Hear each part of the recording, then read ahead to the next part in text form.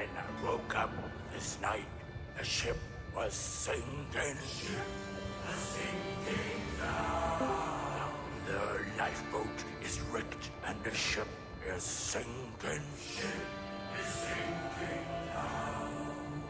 The lookout is drunk and the ship is sinking. And fire is loose and the ship is sinking. So cut off the rope, cause the ship is sinking.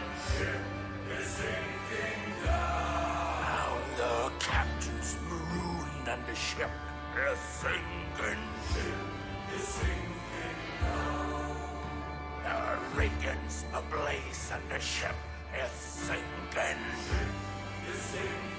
Now cut the prison and there's loose, cause the ship is sinking.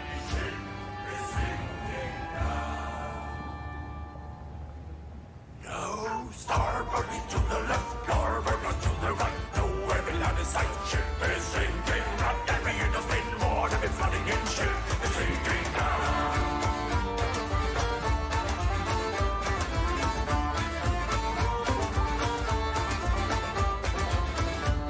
Now spit in your hand 'cause the ship is sinking.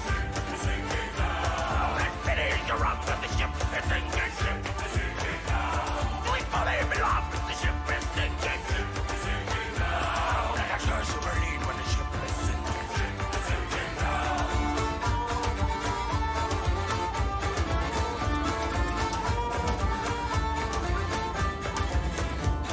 I learned how to swim 'cause the ship is sinking. It's sinking now. And take off your boots 'cause the ship is sinking. It's sinking now. And man on the box 'cause the ship is sinking. It's sinking now. And time for the last 'cause the ship is sinking. It's sinking now.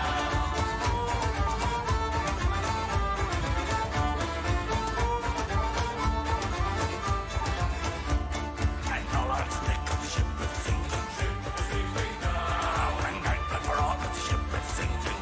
It's sinking now. And so I begat that the ship is sinking. It's sinking now. And settle your deaths 'cause the ship is sinking. It's sinking now. And swallow your hand 'cause the ship is sinking.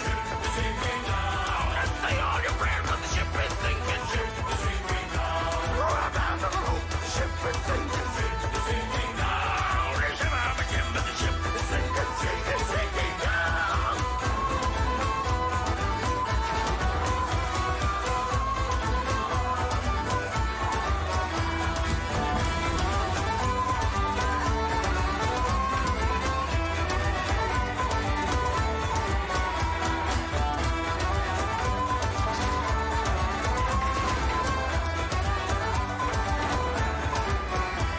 Now starboard is to the left, starboard is to the right. No, every land is like ship is sinking. Not every in the spin water is running in, ship is sinking now.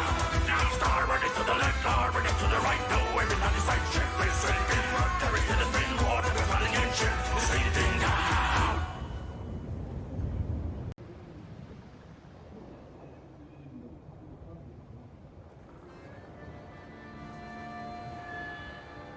When I woke up this night, the ship was sinking.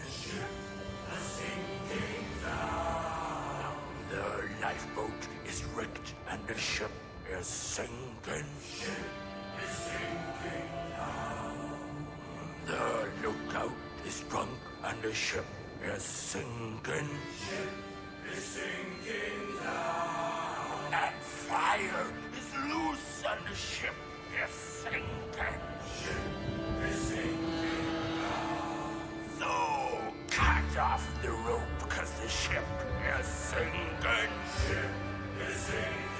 Now the captain's marooned and the ship is sinking. The rigging's ablaze and the ship is sinking. Now cut the prison and there's loose 'cause the ship is sinking.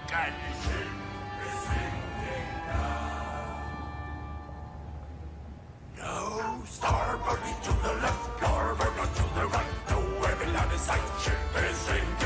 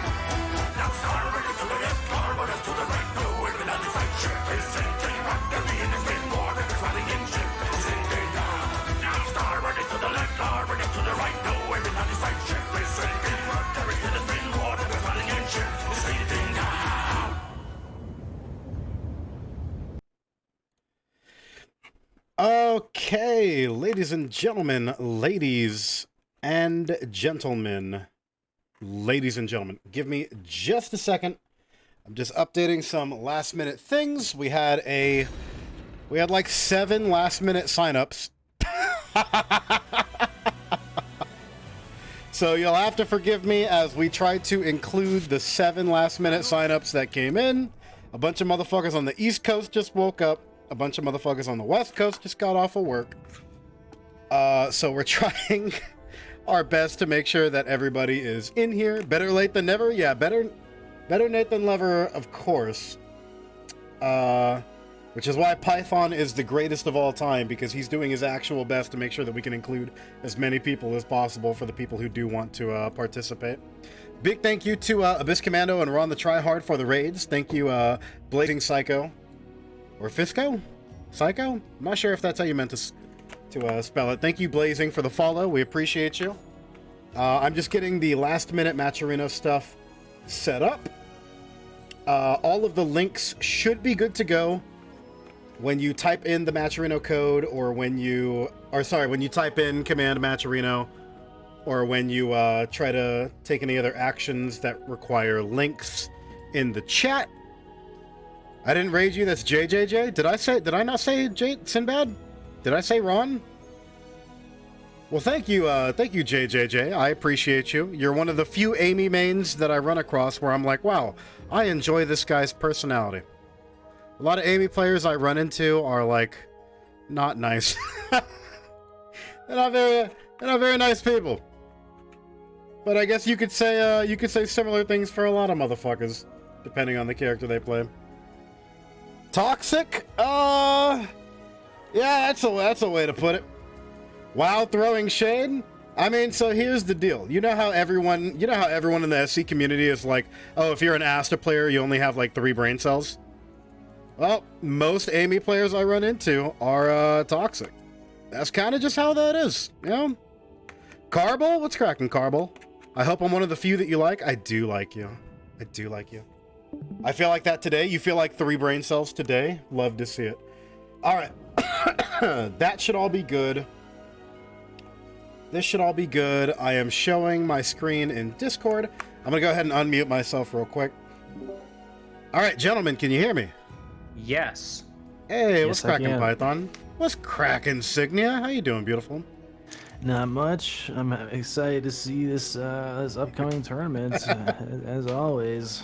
Hell yeah. All right. Are you able to see my screen in Discord? Everything's showing up clear for you? Yep, everything looks great. Audio's good too. All right. Perfect. Perfect. Okay. So this is all set up. That's all set up. And fuck it, we can just jump right into it if you guys are ready. Yeah, sure thing, man. All right. Big thank you to everybody who signed up at the last minute. I appreciate that, given the choice of not signing up at all and signing up last minute, that you chose last minute. We would obviously, I'm sure Python would obviously appreciate everybody signing up the days beforehand. But yeah, 11 minutes before the tournament starts is also fine. Hey, joke's on them. I got the power of robots now, so. There you go. This motherfucker with his bots. Who we got, baby? So fighting out of winners round 1, we're gonna have Zeo14 versus LMNY LeanXTriforcer. Zeo14 and LeanXTriforcer. Speaking of 3 brain cells that I was saying earlier, a fellow Astaroth player in the house. How many ZOS players do you know? Do I keep in contact with? Or, like, do I watch? Because the only ZOS player I really keep in contact with are, like, RonTheTryhard and then jonnitti every now and then. Befaramuntris is the shit. I don't know, there's a couple of ZOS players where I'm like, yeah, I really appreciate ZOS players. I haven't really met any toxic ZOS players except for one of them that played at Creative Soul.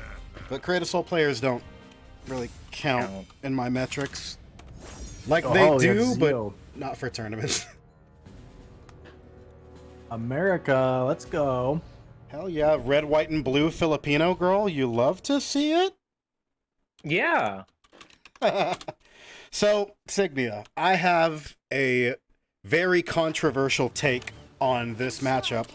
I think this matchup is an overwhelming victory for Astaroth.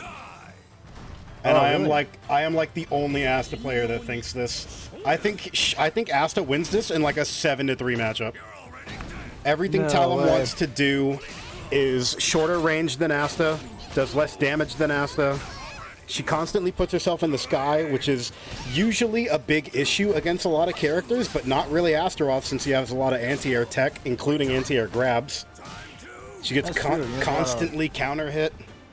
There's a lot of one-hit stuff too, where it's just like it'll do the damage that most of the damage is supposed to do. Mm-hmm. One of the only big advantages that she has is obviously the superb speed. The speed coupled with the RE cancel is definitely something that benefits her greatly. But I feel like Asta likes this. Yeah, I think you're right. I think once Talon gets in, there's like some pressure she can put on, but you know, it's nothing compared to the range advantage that Astaroth can have at mid-range. That BA is really strong too. Oh, is this going to be out? Oh, phenomenal sidestep into perfect air grab. Goes for the reset. Ooh. Fly to the wicked. A little too far away to be able to get the stomp. He might have tried to buffer a micro sidestep. The ballerina twirl into the BA. One of the best button combos in the game. Just B into A. Oh, successfully blocked the low. Oh, but the 6K. Now that is that's a 12 frame kick, right? Yes, it is. Whew. Usually what Talon players would do, they'll do that low since it's 0, and then they'll do that kick and that'll like trade through TAs or trade favorably. Oh! I thought for sure there was going to be a ring out coming. He's setting up for the knee. You can see it at the edge. Mm-hmm. Yeah. That's one of the interesting things about Astaroth also, is a lot of people underestimate his reverse ring out potential by just landing a perfectly timed counter hit 6K or 6B. You're never truly out of danger against him. Oh, but the low coming in clutch to close out the end of the round there. Shoot, there's a lot of guard damage coming in on LeanXTriforcer as well. He's trying to push it back with guard damage of his own, that A plus B spam, trying to delay inevitable, but that's going to be big damage. It looked like he got up at a slight angle. He was going to be able to Ukemi slightly to the side and just woke up with CE. You'll love to see it. And the 3B on floor. Oh, hello. Watching the roll. That's going to whiff. He's out of range. That's incredible. And you never see that move whiff because it's just so huge and hard to avoid. Mm-hmm. This is going to put him almost close to death. 4B. No. Opts to go for continued pressure on block by holding that in his face. Doesn't break the grab. That's going to be the round. What a big swing back in LeanXTriforcer's favor. Pressure was on before, and now all that guard damage is going to be healed. He's probably at like 40 to 60, maybe halfway in his guard right now. Uh-oh. Needs to be careful not to keep whiffing these big buttons, though, especially with Talon's ability to hit for similar Astaroth damage, despite being much tinier and faster. She also hits for comparable damage. Doesn't break the back throw. A lot of mistakes and drops there, but I don't think that's a punish. It's not. Oh, able to soul charge out. Here comes spin to win. No, goes for double bull rush. Oh, that's gonna be all? No! Oh, that's gonna go through the armor. It is. Oh my goodness. Wow. What an incredible ending to that match. A lot of people forget that Astaroth Cleaning Time, the name of that attack, is a 4B plus K. When he's in Soul Charge, it does gain armor. But Talon's ability to have multiple multi-hitting attacks in her strings, especially with her CE, was just able to activate the first hit of that armor and then just immediately break through for the second hit. Because Astaroth armor, a lot of people at lower levels of the game, like entry level of the game, don't quite recognize how important it is. But most armored moves in this game have AGI for a second property, right? So if you take Nightmare's CE, if you do 2 weak attacks, the first weak attack will trigger his armor, and then the second weak attack will get AGI'd, right? Mitsurugi, he has missed A plus B. It can take Long 2 nice, hits. Let's go. Move like that too. Yeah, there are a lot of attacks that if you take 2 hits to your absorption for the armor, you get an AGI on the second hit. Astaroth does not have that. LeanXTriforcer starting that first round with a jump up and throw. Trying to call out the round opening jump by Zio. Also, big fan of the like Super Soaker inspired like purple and green Talum outfit here. Ooh, there we go. The 6K is now coming in from Lean, one of Astaroth's better avoidance tools. Yeah, I did at minus A2. Oh, it worked out well. Uh-oh. Right now Zio's back in. He second guessed himself and the self ring out at the end. There we go. Eagle-eyed viewers out there might also notice I forgot to turn off the weapon mod, so Talum is carrying some fucking guns. Ooh, hello. Almost got the 2-2B lethal hit there, but just wasn't able to get it. Oh. Oh, caught her out of one of her jumps. Uh-oh. Big damage. That did 60% of her health bar. That was one guess. Just barely out of range, though. You could pay for that whip. Uh-oh. Oh, the wind not cannon. the wind cannon. Slightly misspaced. Felt that shit in my goddamn soul. Every Asta player feels that at one point in time. Yeah, a bit of a whip there. You give Geo free pressure. Mm-hmm. Ooh, hello. Interesting camera foible there. Oh. Wow. When in doubt, the answer against that soul charge seems to be that CV. Mm-hmm. Totally stalls the situation, if anything. Oh, he does it again! One of the few CEs in the game that can pick up off of the floor also, so Lean had no choice but to get up and take the extra block pressure. Now his soul charge is over. He just have one more bar. And see if he ends Ooh, up hello. losing it. Oh, not able to ring out. Enough. He was hoping it would. Wow, he runs up an REs. He's one good guess away from still closing it out. Might be able to get some with that. Oh, no. Opted to save it. Though. Oh, yeah, you don't like to see that. The lack of meter usage from Astaroth, that's such a saving grace for the character. Mm-hmm. Especially considering Talum wants to be right up in your face to have her speed advantage because her range, she cannot take a good range against you when you're playing Asta.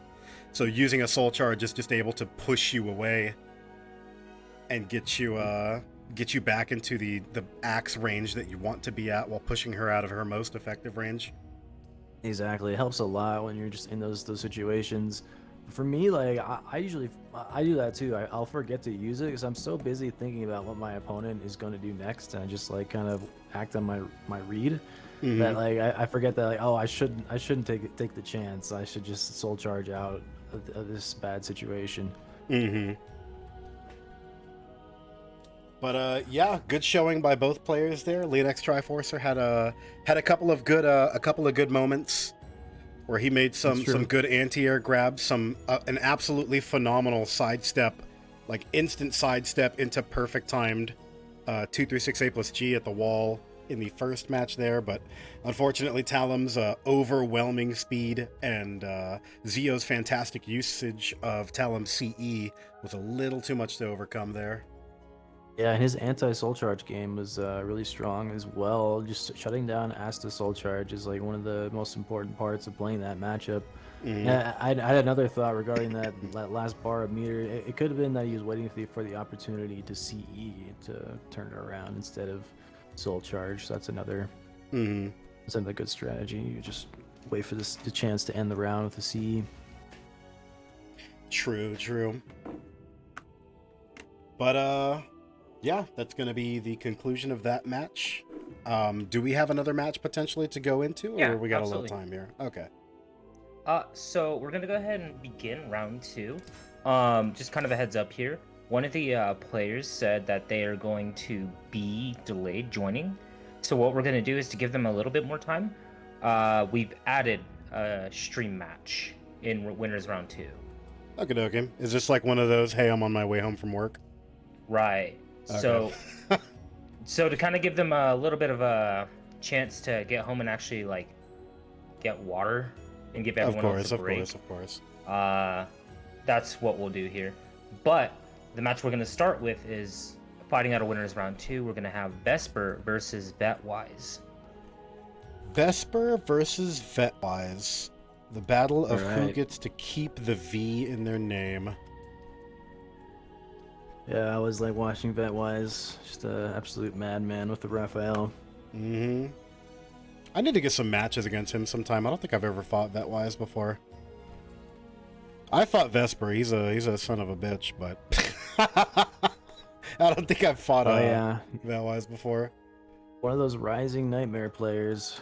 Mm-hmm. I think he took a set off me. He's doing a lot of very mix-up heavy, which is actually... I didn't like it at the time, but it's actually a good idea, because Nightmare's throw range is so big. I mean, you gotta use it. Right. I mean, you kind of expect that when he's got literally a gigantic claw crab hand. You would expect that he has really good throw range. That's true, but I don't see a whole lot of Nightmares just like using a lot of grab, other than like what was his name? Keeve. Keeve. Keeve loves Nightmare's crouch grab. That new crouch grab he got. Yeah. He uses the hell out of that. Oh, he uses that too. Yeah. He's always used a lot of like Grimstride into Flapjack, because it's just it's such a strong mix-up with the Grimstride B.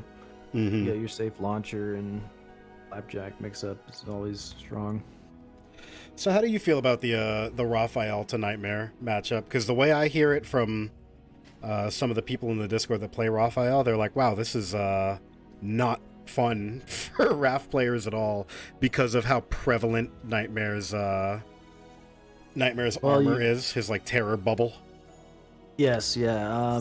I think 6A was it that gives him most of trouble? I forget. It's either 6A or 6B, because Raphael will try and go into stance and do something, and if he attacks Nightmare with any of his light attacks, which is like all of them, then it'll just break right through. If he does like a stance or something, he'll get hit by the attack part. Mm-hmm. So yeah. Does Raphael have many like big threatening lows that he can throw out? I mean, he's got the standard 1Bs, 1Ks. He's got a really long reaching 2K, but like he doesn't really have they gave him a that... move in season 2. It's like I don't know the input in this game, but I think it was like 2A plus B and SC4. Okay. Like this big long range low. The thing is, I don't know. That's kind of risky to use. I think that what the Raphael player should do is either just not go into prep, like just do 3B on its own sometimes, or just focus on like just punishing Nightmare. Okay. Just like, how would bleed be as an option? Like the pretty good 6 B plus K or A plus B, whatever it is. That gets through I think armor, it'd be good. Yeah, we go through armor, and Nightmare can sidestep it, but with punishing it can be a little difficult unless you react extremely quickly. Nightmare doesn't have that fast of whiff punish options, so you really can't get that great of a whiff punish on it, I don't think. Gotcha. I mean, unless the Nightmare opts to just bait out the RE, because it's the RE out of prep that can protect the whiff punish. If you're not, you really want to have like an I-18 or I-20 mid whiff punisher against that, and some characters just don't have it. Nightmare being one of them. Shadow Want 13 says he has stance lows, right? Yes, he does, but it's very difficult to get to those stance lows, because if you try and go into Shadow Evade to do that low, or Quick Parade, you're gonna get hit by one of Nightmare's armor attacking moves first. Yeah, you just get the Terror Charge 6 BB drill to eat a third of your health. We are just waiting for Vesper to accept the invite. He is online. I can see him on Steam online. We're just waiting for that guy. I guess I sound a little too relaxed. Legit News says, do they hire a stoner commentator? Absolutely. All right, the caffeine is gonna kick in any moment now, right? Yeah, there we go. I had like a fucking quad of espresso today, so I'm doing real good. Man. I kind of miss Kajira working at the other coffee shop, man. Yeah? That was because it gave me an excuse to like not look basic and white and be like, because I actually love frappuccinos, but like I don't want to be the person that's like, hey, let's go get a frappuccino. Instead, I can be like, hey, can I go pick up a freeze? Kajira from can I go pick up a freeze and also pick up a Kajira from Look, work? man, So I have an a excuse to go get one? frappuccino is just an icy, but it's coffee. You should Yeah, feel like- no shame in getting a frappuccino if that's what you enjoy. I get And you know what? mochas, which are Pumpkin just spice- chocolate milk with caffeine in it. You know what? Pumpkin spice is delicious. All right. There, I It's fine. said. That's the classic basic. freaking- That is a classic grab there. basic. Get you a but get it's you not. a It's the fall special. yeah. Is Vesper still in Osha? We're waiting on him. Yikes. Oh, he's Actually, in the. let's- He said no. What? Wrangle knows. Vesper, what does that mean? We asked if he was joining the lobby, and he goes no. What is this? Let's see. Do you want? What do I say to that? Hey, Do you your want match to is opt up. out, homie? You're slated. Wow, I said salted. Slated to play right now. All right. Watch him be like, my bad. I'm actually on the can right now. We've actually, That's quitter talk. if you remember Python, we've had that happen before. I have. Like a while back, where someone was just like, I'm pooping right now. I need a second. They're like, I'm on my phone on my Discord app right now to let you know I'm in the bathroom and I'm gonna need like 10 minutes. And we're like, Alright, so is Vesper just dropping from the tourney altogether? Yeah, it looks like he's opting out. Alright, man. All right. Sorry to hear that. Alright, bet-wise, you win by, Default. yeah. Winning by default, the best kind of victory. Oh, I wanted to see the match. Oh. I know. I also want to see that match. So ironically enough, since we have a little bit of time before our next match, I've been working on, not working, but I've been playing around with the idea of what if I was on the can and I had to play Soul Calibur, and I've made some fantastic progress. So with the server that I built, I can actually like initiate a remote session into my computer and actually play from my computer using my phone. I just pick Ivy. There we go. Just pick Playing Ivy and just- Oswald while on the can. It's the only way to play Oswald. Hell yeah. Oh boy. Shitty character, shitty experience, or something like that. There we go. Shitty smell, shitty throne, the whole shebang. All right. So to those of you who are in the viewership, Vesper has opted out. I'm assuming something came up because he was quite brief, and he's usually one of the homies that's really down to do it. So Vetwise has been pushed on in an all perfects, barely had to try 2-0 over Vesper. So we're just waiting on the next opponents to get ready. We just got back from jonnitti, so we're good to move into the next one. Okay. Oh, it's gonna be jonnitti Florida man. That's actually Yeah. fun to watch. Might see the Huang versus the Zas. Oh, he's in the Twitch chat. He goes, yo, yo, yo, yo, yo, yo, yo, yo. What's up, baby? Good to see you. Good to see you.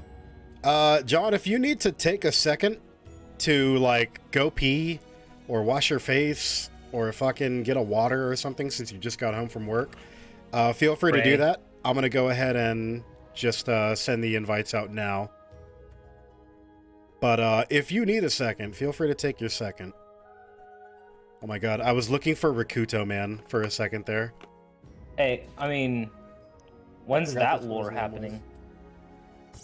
That I think Florida he's good man to and go. Rakuto did the fusion dance? Shit. Yeah. I'm good, I already got that done, already took my second. Beautiful. Shit. Alright, let me adjust the names over here and then you're good to join whenever you're ready, baby. Or better yet, we can call it Florida Ricky. Florida Kuto.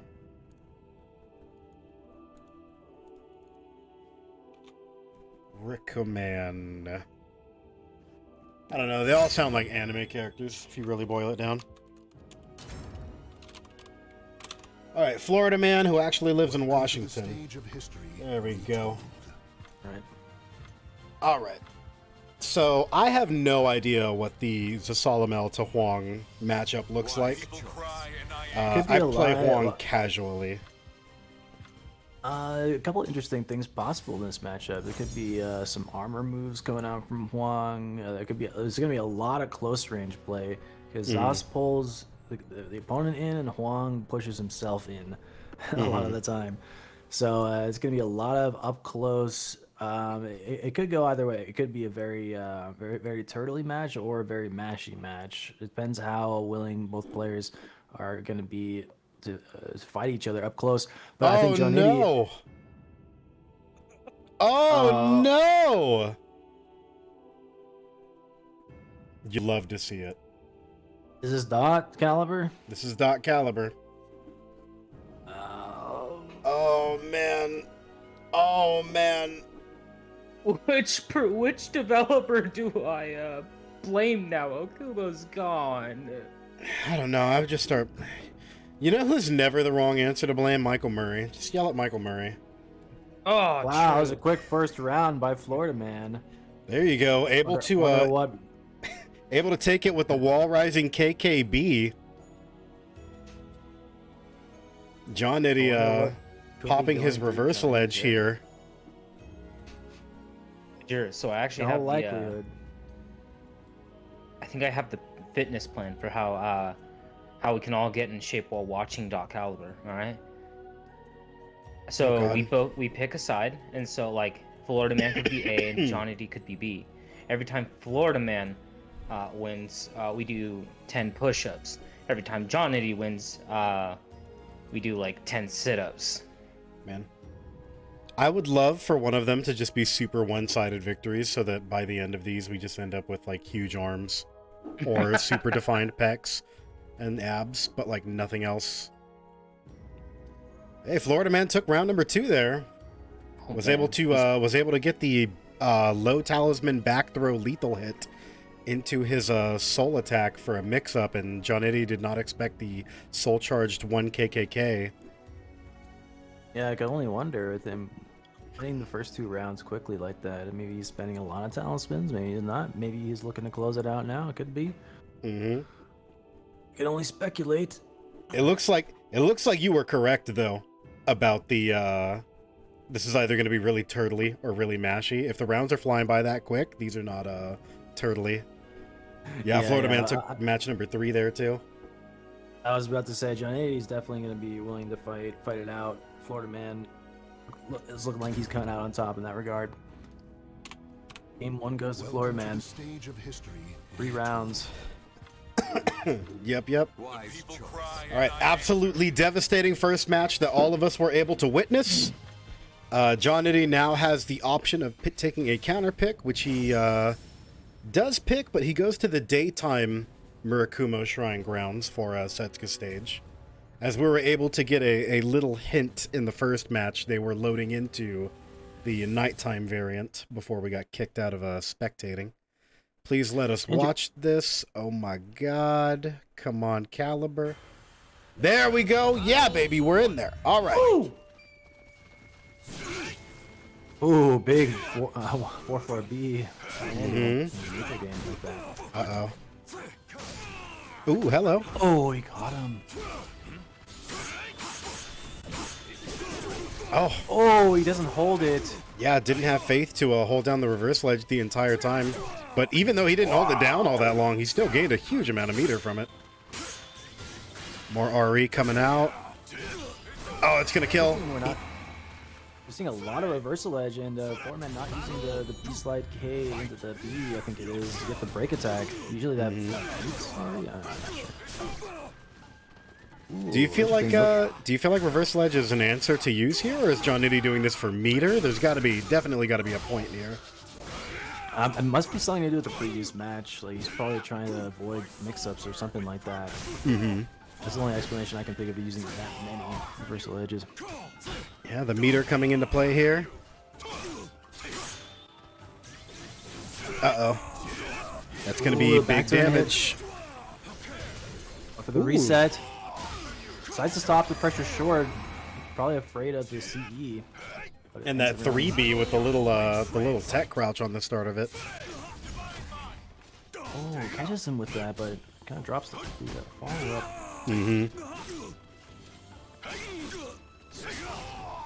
jonnitti trying to go for the ring out there. It's true. And I see Floorman's trying to position to make it less likely. He actually put his back near the wall. You want to get 3A'd. Yeah, because the Solomon had it changed to where his front grab doesn't ring out anymore, right? It's just like jonnitti has no Oh, no! ideas. That's going to be it. Wow. What a dominating performance by Floorman in that match. Damn, I didn't know that breaks. GG. Yeah. Every interaction was going in Floorman's favor. It's incredible. I wish we could have seen the first match there, but like we were able to see the second one, and that was a pretty dominating performance. That could boil down to not knowing the matchup, because there's only like 4 Hwang players in the world. Yeah, jonnitti in chat saying there's like 2 people who play Hwang. The first match didn't look much different. Fair enough. Yeah. Hwang's a trip because with the exception of like Boom and Florida Man and like Flosco, I can't think of all that many Hwang players. Like dedicated Hwang mains. Tried it out. They tried it out for a little while. I think Vesper tried a little bit of Hwang, and I tried some Hwang, and like Hates plays Hwang, but he doesn't really enter tournaments. There's Hayate, but he's Europe, of course. So yeah.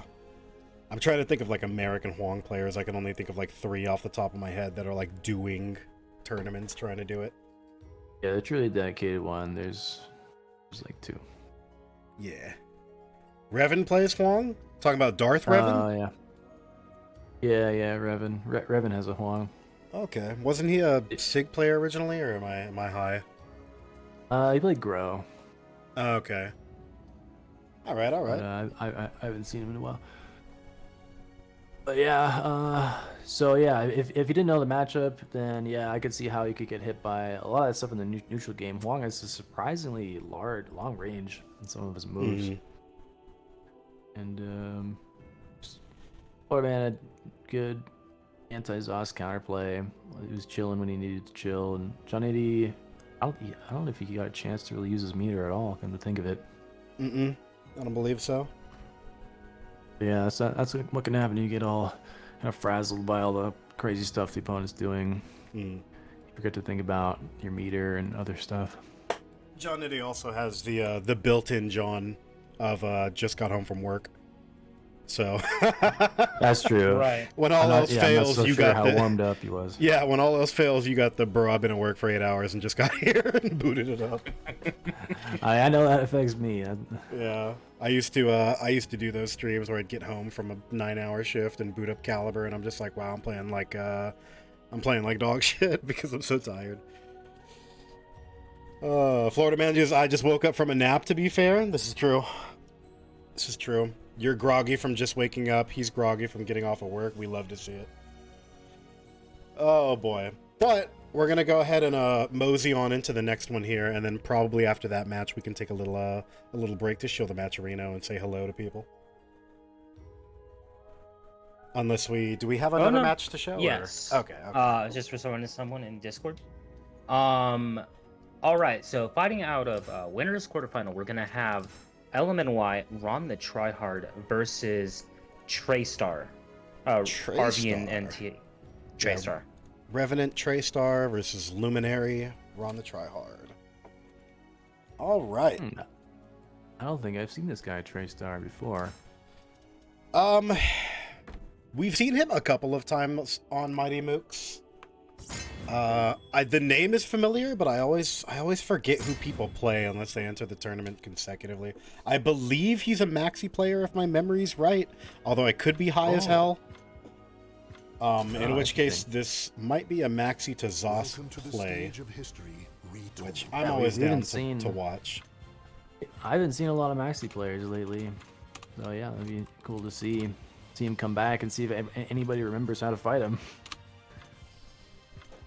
There He we go. did beat Scion of Discord in the first game. Another name that's unfamiliar to me. Oh no, that's right. He's a Keelik player. To hell with me.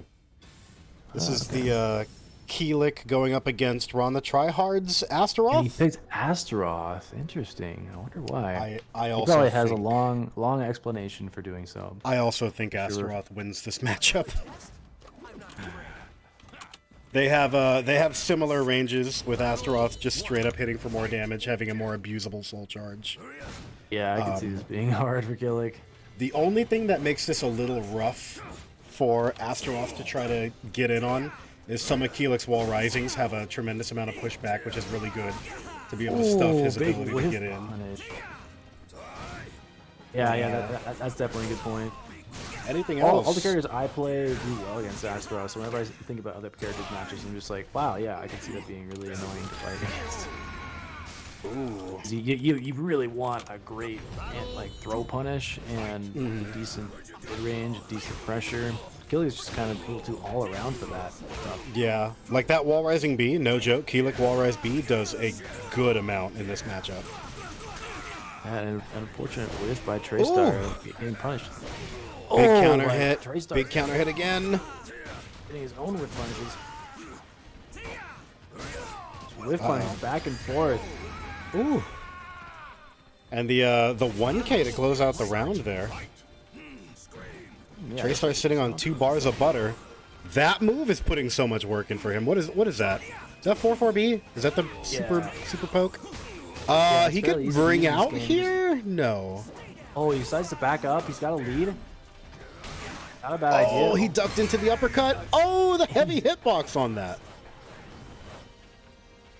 Whoa, a lot of fakes going on by Ron.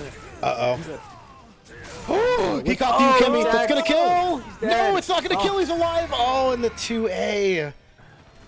One of the few 2As from the game to have that huge amount of range while also being an actual low. No meter used at all. This What a- isn't what a SoCal fantastic 2. game. Damn. I think that happened in the jonnitti match too. I don't think we've seen any meter used yet this tournament. Or... See, Keelik is one of those interesting characters where he has the usage for his meter feels really weird when compared to the rest of the roster, because you don't really want to pop his soul charge unless you're dedicated to staying in soul charge and making huge damage reads. I mean, I guess you could pop it for the distance away and then immediately unpop it for the health regen, but then it just feels like you're burning a bar for like 15, 20 points of health, which I guess would be worth it. I do see some people do that, and yeah, after they gave him the option, I think it's a good idea to do it. I think it's totally worth it. It's just burst them off of you and then heal. Mm-hmm. But it is worse than having like a regular soul charge in a lot of spots. That's for sure. Mm. Especially considering how like kind of godlike Astaroth soul charge is. One of the better soul charges of the game. Hello. Puts him big whiff in punish. low. 11 seconds have gone by in this tournament, and Traestarr putting in a lot of work so far. What's the mix? The 4B. 4B again. Jabs himself out of the continued pressure. Ron with the AGIs to take his pressure back. Wow, the delay catches him, and he gets the tech trap too. It's gonna be one hit away. Yeah, he's getting a lot of really, really good Ukemi catches here. Not quite one hit away, I guess. Oh, Traestarr has to play very, very carefully here. Oh. Great whiff punish by Ron. Just running up and pressing B. He knows that because Traestarr was sitting at a sliver of health, he didn't really have to do anything risky. Just needed to get that one dedicated jab if he could outspace him. A lot of whiffs happening, and players whiff punishing as well. Most of the damage this set has been whiff punishes. Oh! And a lot of GIs coming out of Ron right now. He just does not want to allow Traestarr to take his turn. Constantly stealing momentum back. And that B again, the 5B again, outspacing, putting in work. So hard to make a comeback against Astaroth. Dude, you lose like that, you gotta get in through that B without dying. All the Ukemi catches. Now meter is on the board still. Traestarr is still holding on to 2 bars of meter, as is RonTheTryhard here. This could be very dangerous for either of them. Wow, catches his into the soul attack. Oh, that's it. Oh, that's all she wrote. Poseidon Tide. Yeah, honestly, I think if you have a ton of meters killing, sometimes I would just go for like a CE as a counter hit because it's safe. Yeah, might as well. Now that we have LeanXTriforcer in the chat, which is the dedicated Asta that we have in here right now. Lean, is that soul charged procced Bull Rush into Poseidon Tide? Is that guaranteed when you're in soul charge, or is that just, do you have to catch somebody? I couldn't tell if he caught him on a Ukemi. As a combo, yes. Wow, that's a guaranteed combo. I have never gone for that combo. I've always gone for the uppercut afterwards into the B plus K 4B into some fucked up setup, or gone for the little guarantee on the air grab. Ron's saying it was for flavor, so I'm assuming 2-2B into air throw would be like more damaging, but he's just doing it for the okay, style points. Gotcha. One of those inoptimal but look cool kind of combos. Or another possibility is just you get no Oki off of that one. But, okay, he's confirming, yeah. It is ridiculously tight though, so you're better off not going for it. Yeah, it looks like it because you have to go for an immediate snap turnaround into your 2 and 4A before they hit the floor fully. Nah, I'm gonna go for it anyways. Fair enough, Ron. Fair enough. I mean, you might as well go for the sauce if you have the round advantage, and you know it would kill anyways. To hell with it. Try to sprinkle some sauce on that. It looks like Water Titty Man's match has concluded as well. He's saying GG in the chat. Hey, yep, there you go. got there that. You go. All right. Nice. So now it looks like winners round 2 is all done. Shoot. In that case, let me do a little shill for the peeps in here and for the match arena real quick, and then we'll jump back into some smatches. So hello everybody. It's a pleasure to have you guys in here. If you are new to the Mighty Mooks tournament, welcome. My name is Kajir the Mighty, and it's a pleasure to have you guys in here. Just a friendly reminder that we do have a matcherino going on for today's event. If you would like to contribute to the prize pool for today's event, all you have to do is hit !matcherino, just like myself and Insignia have just done. Nightbot's going to pop up and show you a little, it's going to show you a little message right there that has a link. You're going to click on that link, and the link will take you right here to this page that lets you know that we have all of our information set up here. This is the Mighty Mooks number 37. Up here at the top left middle, it'll show you exactly what event's going on so that you know this is the correct event that you clicked on. As you can see, we got the money pit going on over here, currently sitting at $17.10. So big thank you to everybody who's been contributing so far.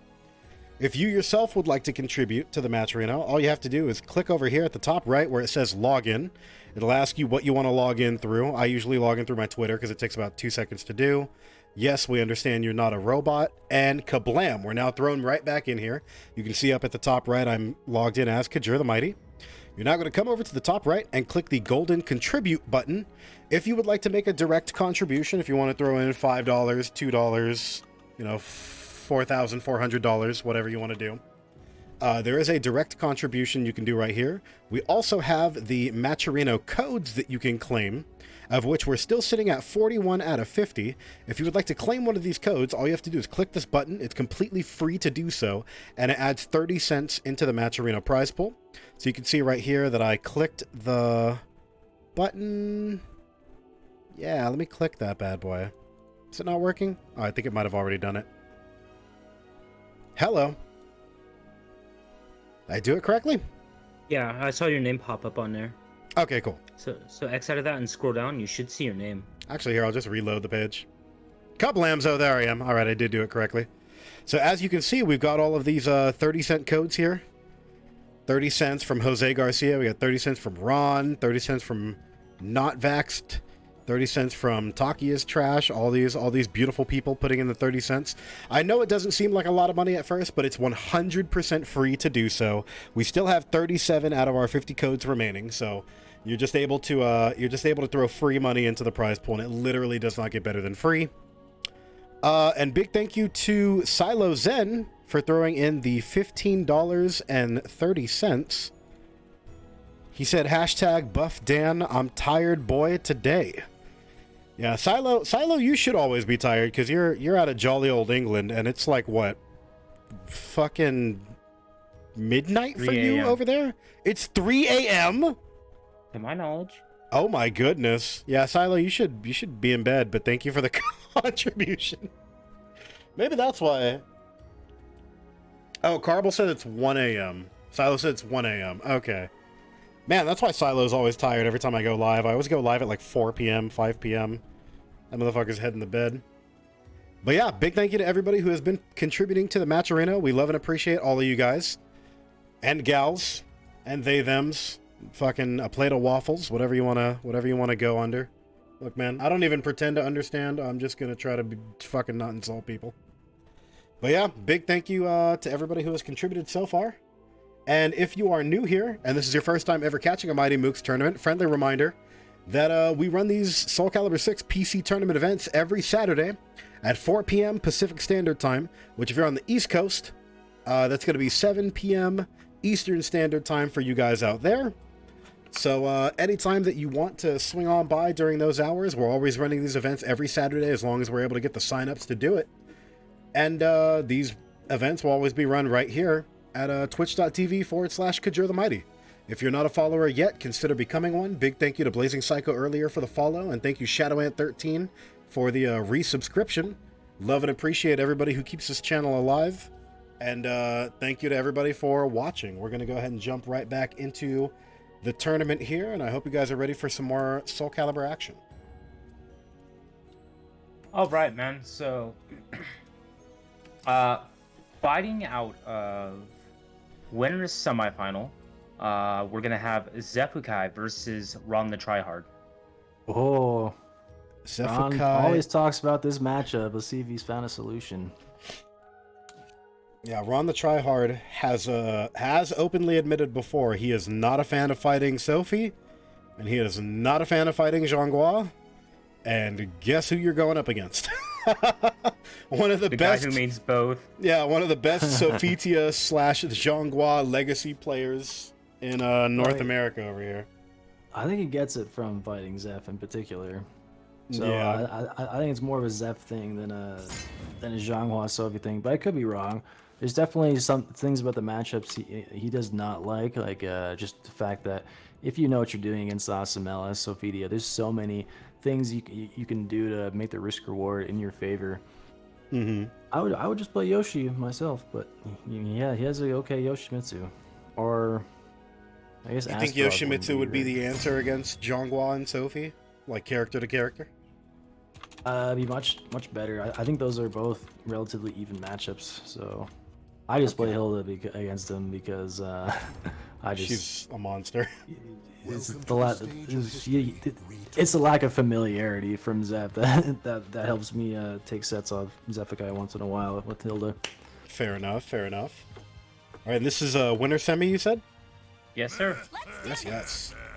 All right, we got the Berserker skin coming out.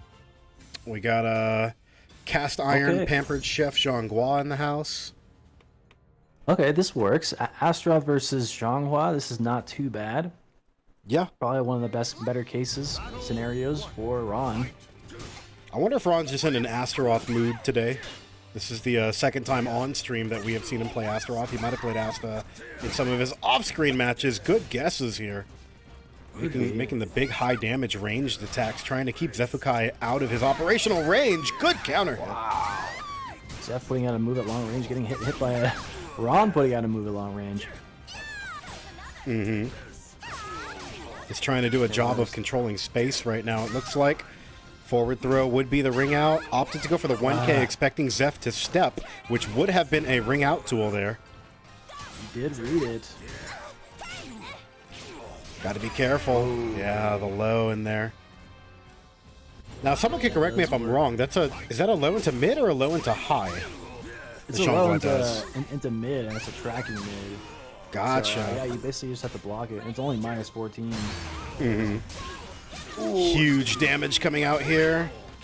Big meter gain. Has him pressed up against the wall. Oh, wake That's not up. going to ring Cloud out, throw but very close.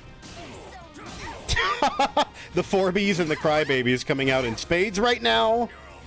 Wow, Ron doing a fantastic job with this comeback. Tried to go for another Balba. Oh. That stance low, that low into mid, that's a guaranteed string, right? If the first hit of the low hits you, you're guaranteed to eat the mid also? Absolutely. What you can do is you can jump. And you'll go over Xianghua. But, yeah, I think the dude there would have been the soul charge. Ooh, good A plus B there. Catching her step. GI into CE. Ops for the lower damage for the CE. If I had to make the guess, this is to get the Oki and to exhaust the timer for that soul charge. But Ron just runs back in with a slide attack. Mm-hmm. Oh, and the soul charge is over. Now he's in CE range to die. Just about. Ooh, hello. Big chip damage coming out of spin to win. Big chip. Again. Xephukai trying, you could see Xephukai flashing white. He tried to go for a couple of just guards in the middle of that string to eat less chip damage. Oh, the wall splat from that angle? Catches him on the wall. That was the that sharpest angled wall splat I have seen in a while. That was crazy. Wow. All bit right, unlucky then. there at the end by Ron, or just a very keen observation from Xephukai, knowing that that throw would be enough to kill. Welcome to the stage of history. Barely, like, it's crazy because you know how you got all that chip, right? But Xephukai, it just barely wasn't enough for a BA to end it. I think like Zeph just guarding some of that chip damage literally saved him that round because the BA later would have killed him. So that one damage that he saved or so, probably more than that, but the fact that he just guarded at least a few things saved him.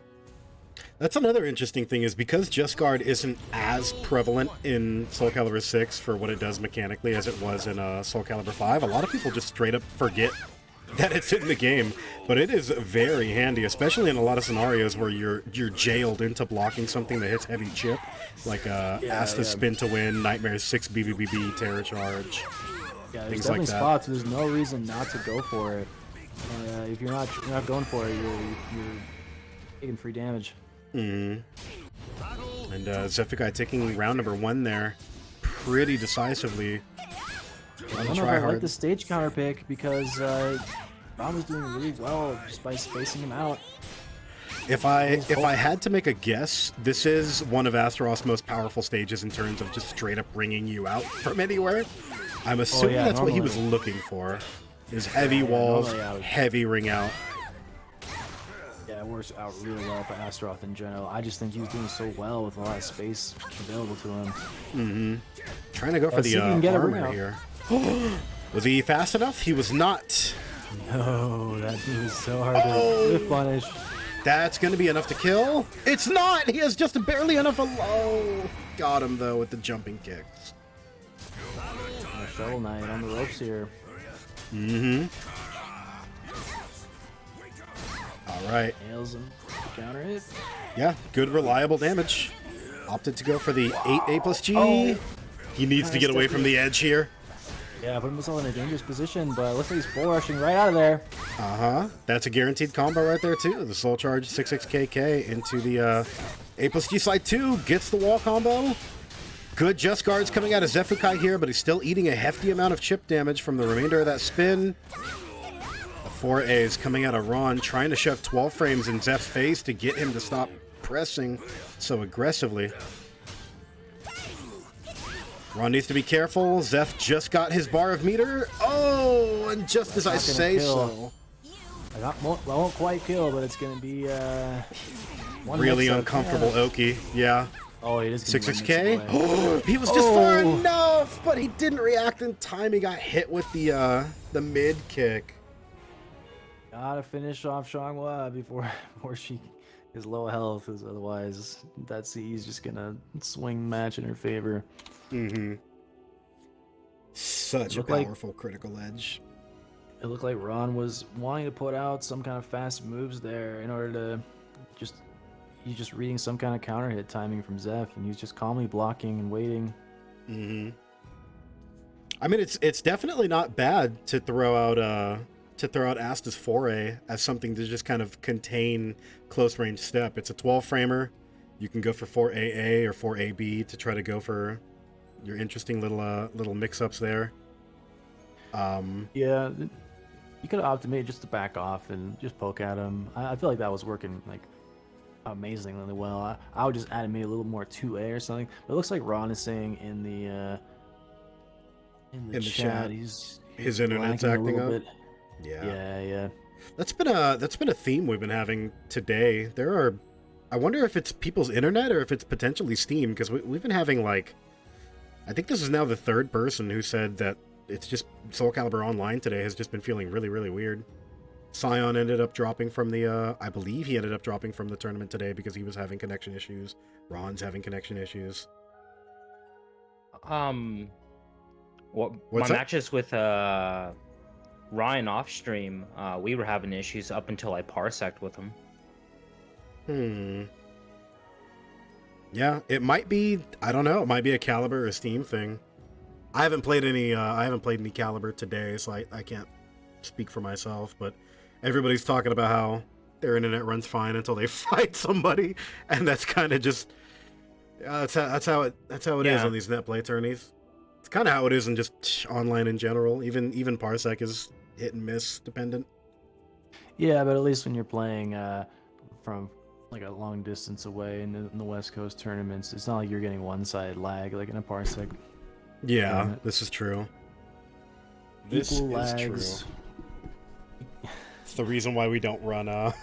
People have asked before why we don't run Parsec tournaments, and the short answer is we've tried experimenting with that in the past, but we were having issues where if you were on the West Coast, which is where we're located, you had a clear advantage over some of the people who were participating from the East.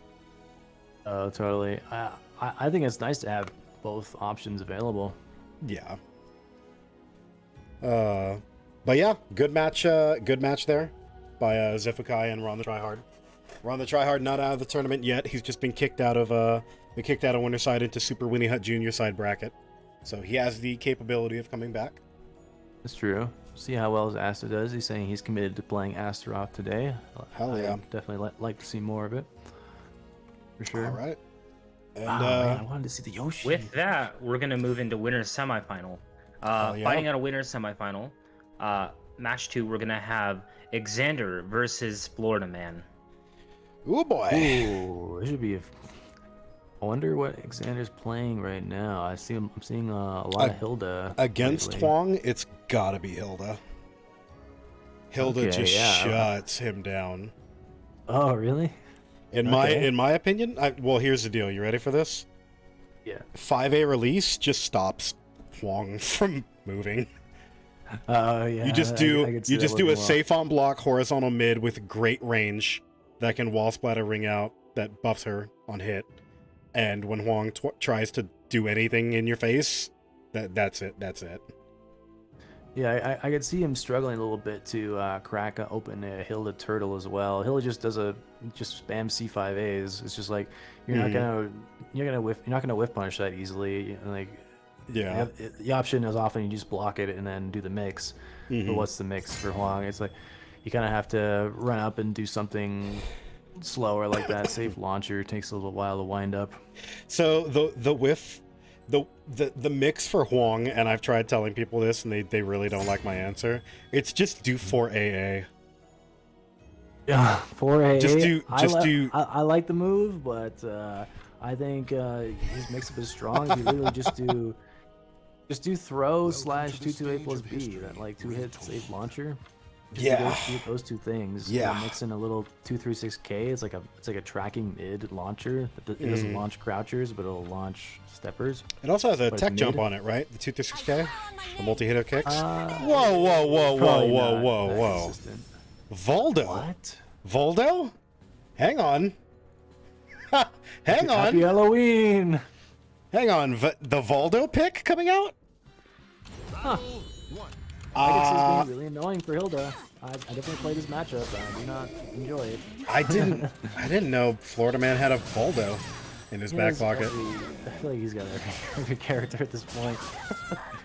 Ooh, and he's making a comeback here. Doing pretty well. Right up until. Not gonna be enough to kill. No, it's enough to kill. Yeah, fuck me. Yep, it's Hilda. I was about to say no. It's a counter hit and it's Hilda. That's enough to kill. Yeah, I hit him in the back too. I think that's what it did. Usually it doesn't do more than the tick mark. Yeah. A full combo, I believe, on counter hit does like 78, 79, somewhere around there. Oof, the speed. Yeah, it looks like once he gets in, starts doing his pressure, Xander struggling a little bit. I wonder if this is a character unfamiliarity pick. He's trying to maybe throw Exander off by picking the Voldo, seeing if he could test whether or not Exander's... Oh, knowledge is all the is way he out? there. Oh, No, he's not. Oh, he used the wrong charge A. He did, he did. no. Oh, and the double elbow throw. And he scurried off of the map. Why is... Ooh, good grab break. Fantastic counter hit coming out of Florida Man there. Exander not looking super great on guard meter either. Florida Man is just completely in control of round number 3 here. Needs to be careful. Launcher too. That's gonna do it. That's gonna be out. Unfortunate. Look at the health. That's crazy. You usually don't see that work so often. But yeah, an opportunity to do it, and he got it that time. A lot of people talk about the horror stories of Soul Calibur 4 Hilda, and while she's not the absolute ring out monstrosity that she was in that game, she's definitely no slouch either. Her forward and reverse ring outs are still there. Still quite powerful. Wow, so much soul charge damage and C6A counter hits. Charge 6As from Xander. Oh, he doesn't high hold B it. release. Florida Man opting to that's immediately gonna be get up into damage. scurries. He needs to be careful. He eats one stray hit here from Exander, and that's going to be the rest of his health. Good launcher. Got him on the floor. Goes for the low. Wow, what a comeback. from Florida, man. Ending with that sweep is just enough to kill. Uh-oh. Into the soul attack. Set up. Big chip. That's might ring out. No, not quite. Just a smidge too far. It looks like he's got Elise backing up. He's wasting all his soul charge time though. Oh, that could have been it. Yeah, he's looking for the reverse ring out, you can tell. Yeah, he's gonna. He's wanna looking do for it. powers in B. A lot of me. Oh, I was gonna say. Oh, did he get hit by the? Yeah. I kinda missed that. Froze. He took. They stared deeply into each other's eyes, and Xander threw the Hilda shoulder. You know the one, and it just took out the rest of Florida's health. They were both sitting on another bar and meter. Florida Man could have potentially gone for the a soul attack or a soul charge there to just kind of ease the pressure off of himself. He was doing a phenomenal job of outranging and outspacing some of what Exander was doing. Even with a character like Hilda, it's very difficult to outpace her.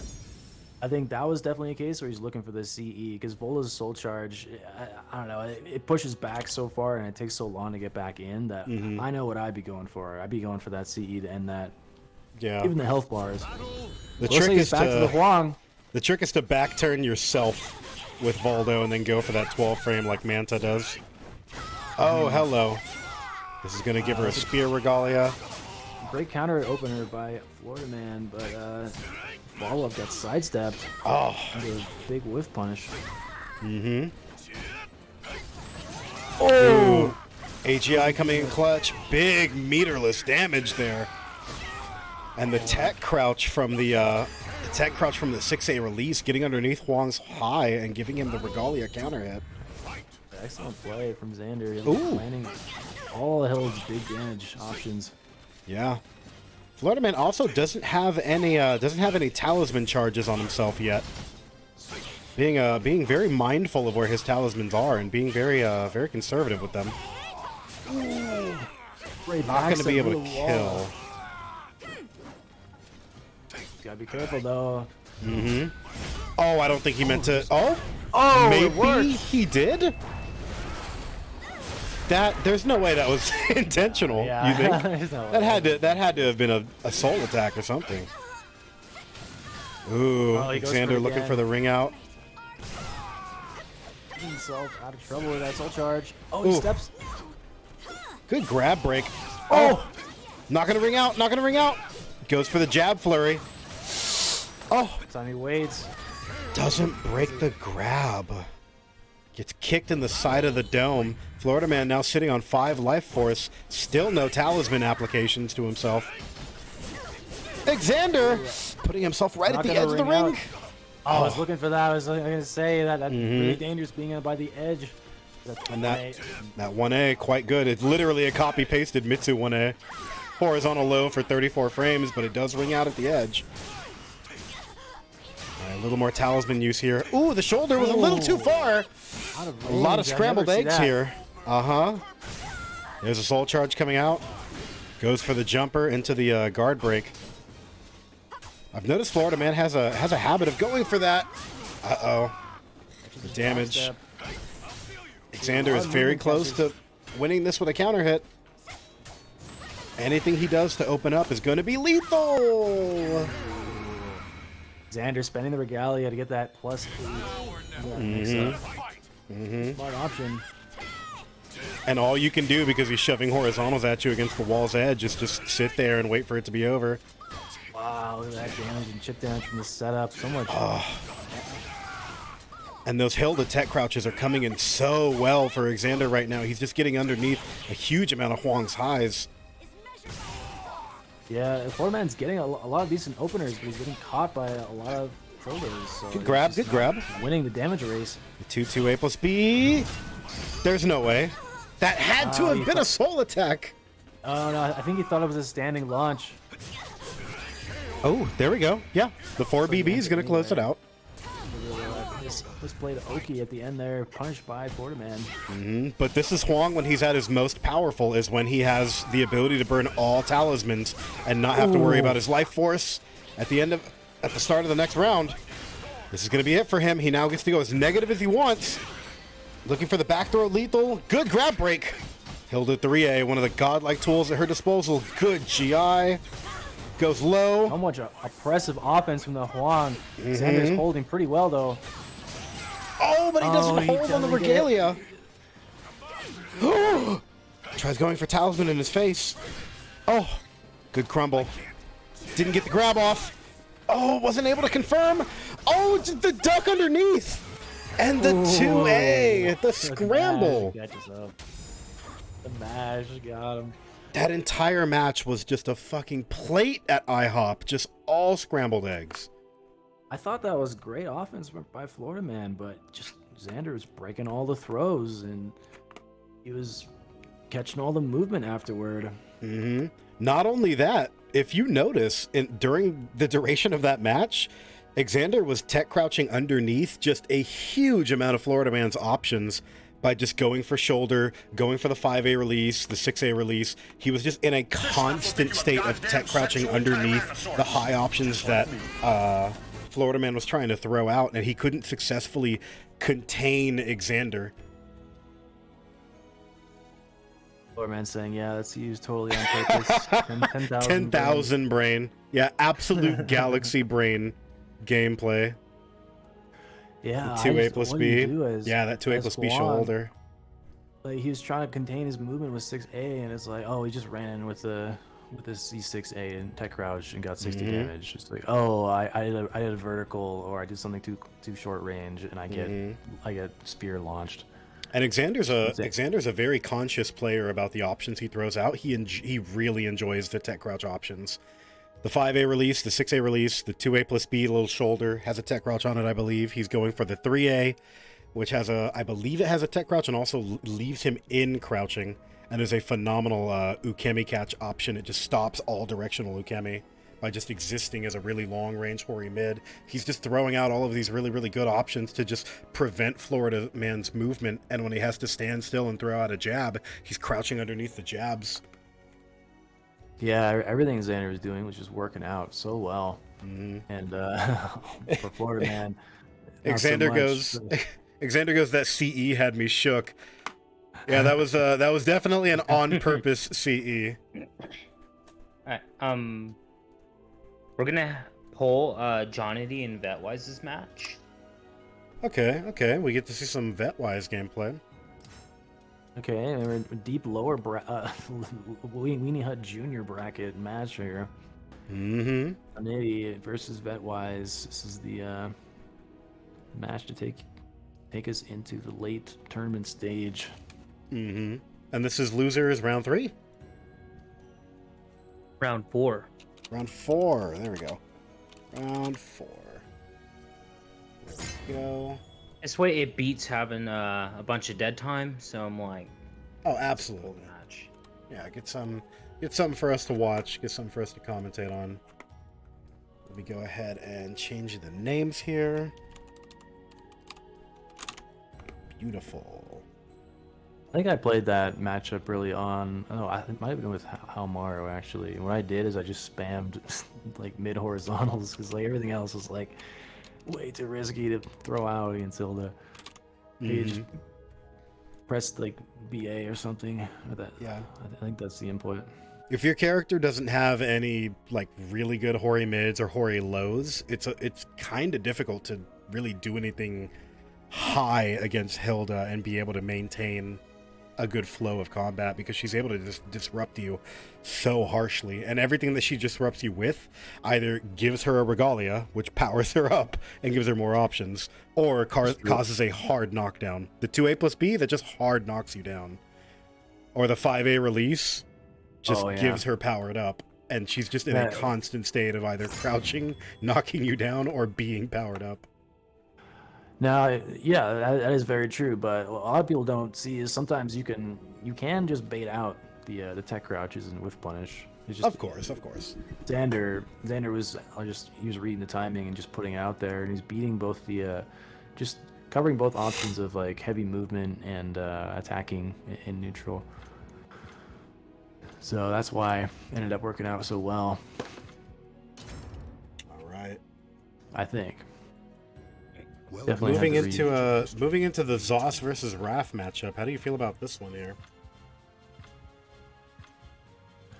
You feel like this is like Raf leaning, this is Zos leaning?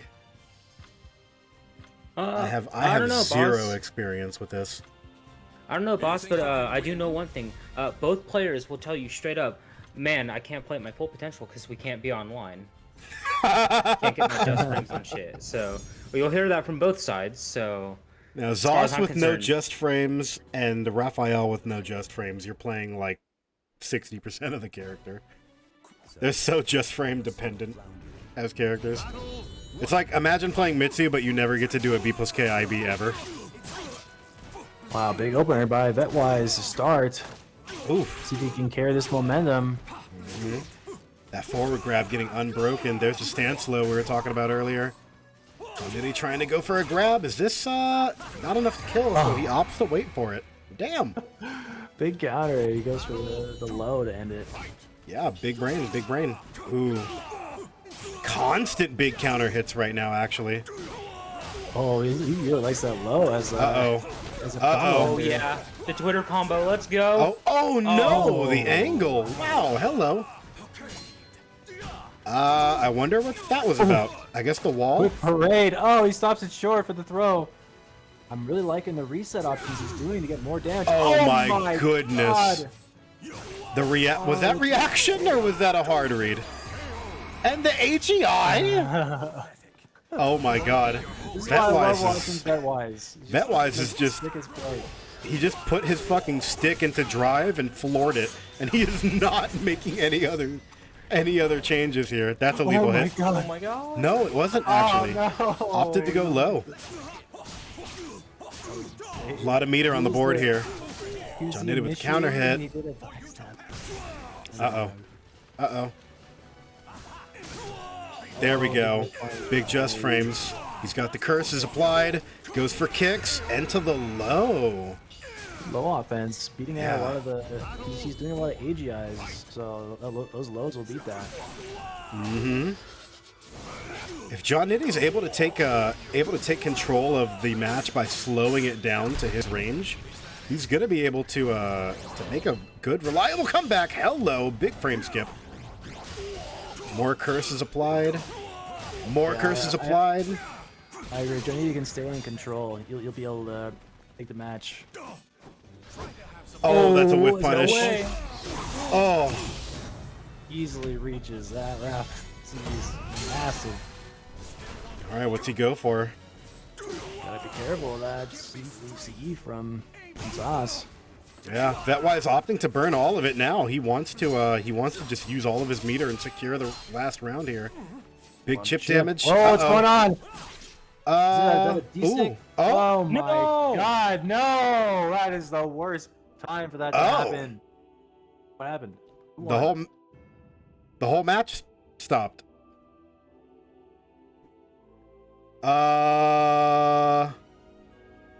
Hello?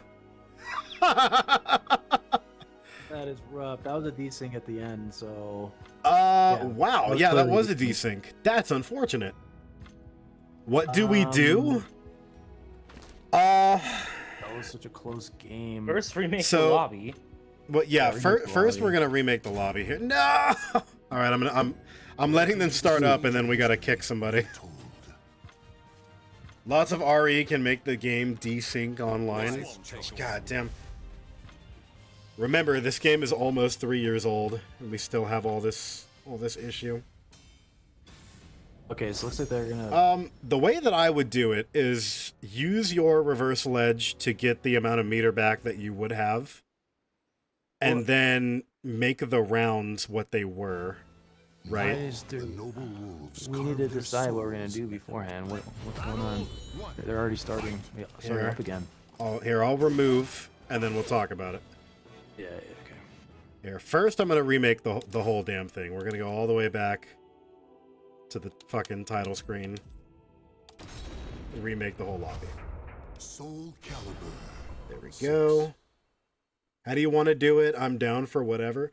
Well, the deal is, the way that I do it is the Mighty Mooks way of doing it. So give me 1 second. I'm going to go check the official dojo rules way of doing it, because they might have different rules than us. What we normally do is we try to we try to emulate the same amount of rounds and the same amount of meter that we can. If a match disruption occurs that is out of the player's control, such as unsync control, the tournament organizer staff member shall order the players to restart the match. Is that a full restart? I'm on it. Okay. Moment. Yeah, do what you gotta do. Do what you gotta do. Because the way that we normally do it for Mighty Mooks stuff is we'll have you reset the number of rounds, and we'll have you use reversal edge to reset your amount of meter. But since we're going off of official dojo rules, they might just want you to redo the entire match. So Python's gonna check that real quick to see if that's a full-on no contest match, and then you might just have to redo the entirety of match number 1. In which case, you know, more fights, and can't super argue about that, I guess. Yeah, so... Yeah, that's just a hard reset. Damn! Yeah, it was a close enough match that I think a reset is best. Alright. Close enough game, rather. All right, so according to official dojo rules, we have to throw that match out as a no contest because of the desync, and you guys have to start that over. The way that we would normally do it is whatever we would see from the spectator's point of view is what we would try to reset. So we would try to reset the number of rounds in the meter. Dojo rules want us to throw that entire match out. So it looks like I'm going to go ahead and re-invite you guys back, and you're just going to start over from fresh at 0-0. And we're going to go from there. Now, if we get another desync, we're going to have to figure something out here. But the lobby's been remade. We exited all the way back to title screen. So we're going to just run that bitch back raw like a chainsaw. We're gonna peel his muffin cap back blue. Florida man's like, he changed. He changed every word to pimp. Let's go. Yeah, good for him. Staff, remember, player. I am not a pimp. We respect sex workers in this household. You could be a respectful pimp. Oh, that's a pretty good username. Respectful pimp? Yeah, I'll make that one of my PC names. Yeah, you're basically White James. Welcome to the stage of history retold. From American Dad? Yeah. Yeah. And if you ever need some hoes, just remember, White James. All right. Running it back. Completely new match. Completely new random select. Going right back in there with the Raphael to Zasalamel pick. All those plays don't matter anymore. We're starting over. Damn. Starting over from scratch. Got pink ice cream parlor Raphael. Got a hoodless Zasalamel coming at you. There we go. Oh, the tech trap from jonnitti is going to be a sticky situation by the wall. Oh, broke it. Broke it. That's going to be it. That's all she wrote. Oh, yeah, the perfect. Let me check. Yeah, they both have good connections on my side of the screen. Jonnitti's at a 4-bar and Betwise is at a 5-bar. I just wanted to check real quick because it looks like they're having a little bit of slowdown, but it isn't looking like that from my perspective. Ooh, nice. Got something on the whip punish. Betwise playing very, very aggressive in round 2 here, getting really, really good with those HEIs and shadow evades. Although he does get dragged into the reversal edge. Oh, he guessed right, but he accidentally did a 1B. I think he's trying to do 4-6B. Must be. That's the one the reset by jonnitti. The 4-6B would have given him a lethal hit there, yeah? Oh, that's death. Oh, that's death. Well then. This is for Amy. It's always for Amy, isn't it, Ruff? All the time, this man. Become a vampire again, except actually be cool. That's a wall splat. That's gonna be. Whoa, hello. Betwise is going absolutely wild right now. He tried going for the Ukemi catch unblockable. What a god. And the 2A? I don't even think he was at such an advantage there. I don't even think he needed to do the soul attack. He was almost flawless for health. He was just keeping momentum. Could have put him on the wall too, but don't question drunk life. He's got to be. Oh, is that gonna be range? No, he's too far. Oh, he's dodged it. It's a little too far. Oh, the clash.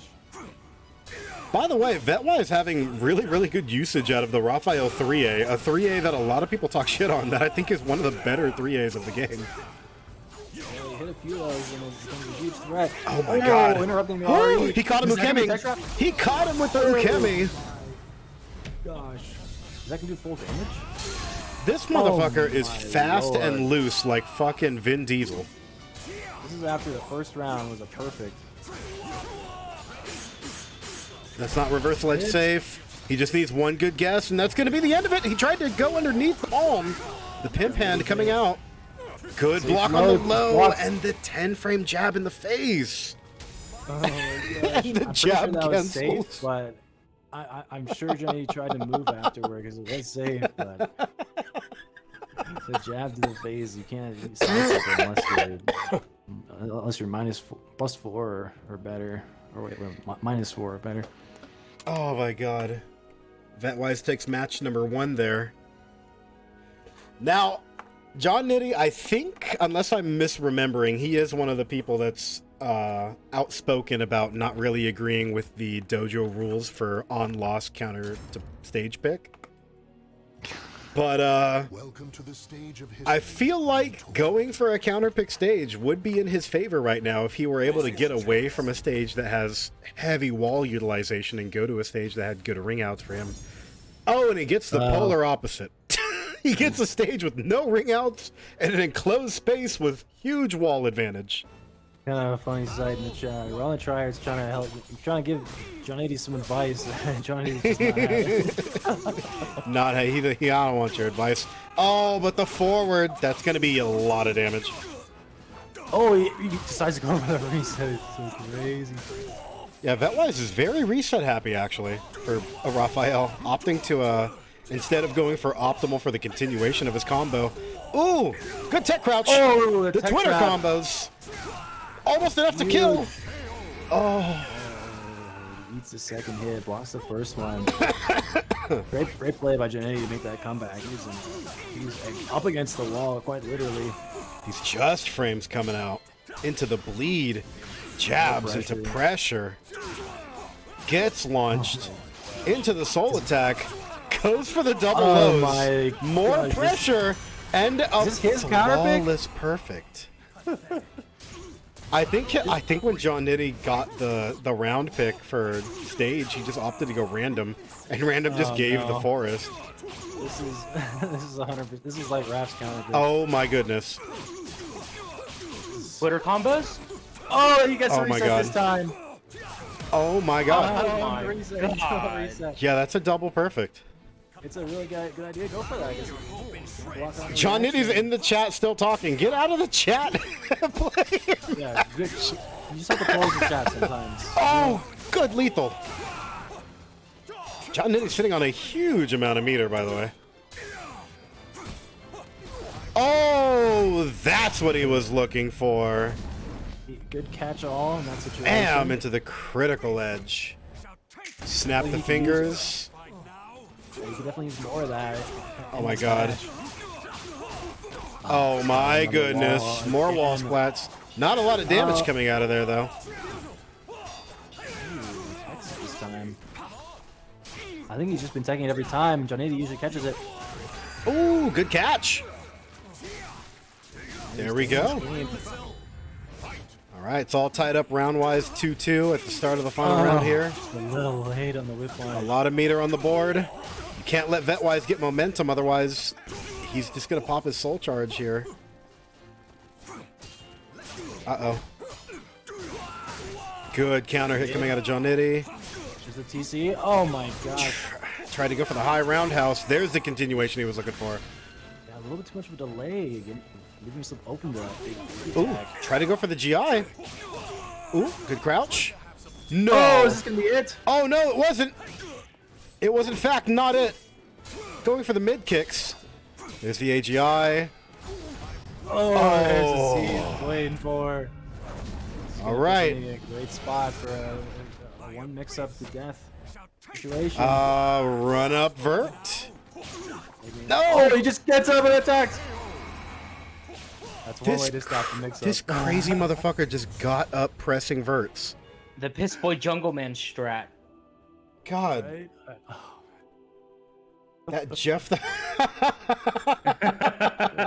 Absolute madman. I love it. Oh, and jonnitti and RonTheTryhard just talking in the chat. Oh god, yeah, he's super tilted. Someone was knocking on his door the entire time he was playing too. He had Oh, on the chat. okay, yeah. Oh god. Oh, sweet mercy. Vetwise with the good game scrub woman in the chat. I don't know what that means. I just made that up. Oh god. Damn. All right. Well, Ron was bet. invested in that match. Yeah, he bet 10k channel points in the fucking betting to go to Yeah. jonnitti winning. He was so sure. I don't know about that. I mean, bet-wise, he's a wild card. Sometimes he'll come Yeah, out with Vetwise is amazing in the plays chat like that. too. He goes, "No one can beat Drunkwise." It was kind of a bad beat on the stage pick as well. Like sometimes you just don't know what the hell you want, what stage you want to go to. Sometimes I just pick random, and it usually works out okay. But that time, man, he just went to the opponent's counter pick. Oh man. All right. Well, good showing by both competitors there. It was a really hard knock, fucking back and forth slobber knocker of a match where both of them were just disrespecting each other at fucking range 0. So, Yeah. always fun to watch, always fun to watch. All right. That's I'm now great. just gonna make new fucking rooms every time so that we don't have another goddamn Calibur issue. Calibur 6. There we go. Yeah, Let's I think reset that's, it. yeah, that's a good idea. We usually wait until we have an issue to do that, but now we just got to take preventative measures. Yeah, usually. What the hell am I doing? I feel like that going won't into take any. ranked. It won't take any extra time anyway, because usually it's like you're still like trying to see like who's available to play. Yeah. All right, who we got next, baby? Who we got next? All right, so we're now going to move into losers quarterfinal, where we're going to have RonTheTryhard versus YoshimitsuVI. Oh, In losers quarter, you said? Yes, sir. Run the all Tryhard these matches. and Yoshi 6. Now, here's the deal. Do you think Run the Tryhard sticks with Asta the entire way, or does he take Yoshi against Yoshi? Because we have seen Yoshi to Yoshi mirror matches in Mighty Mooks from these two competitors quite often in the past. And really? I think. oh boy. It just Ron makes did you say- tired. He did say he was committed to playing Astaroth, so. This is true. I don't really like the Asta. Oh. Ron saying it's true. I can't resist the Yoshi mirror. All right, looks like we're gonna see it. Oh, God. His Yoshi mirror actually is decent. I mean, there's this one first attempt I played where I was just like, I can't do it with Hilda, and I just switched to Yoshi, and then he switched to Yoshi, and he actually like beat me like 2-1 in like the final Yoshi mirror matches in the first Welcome attempt. to the stage of history.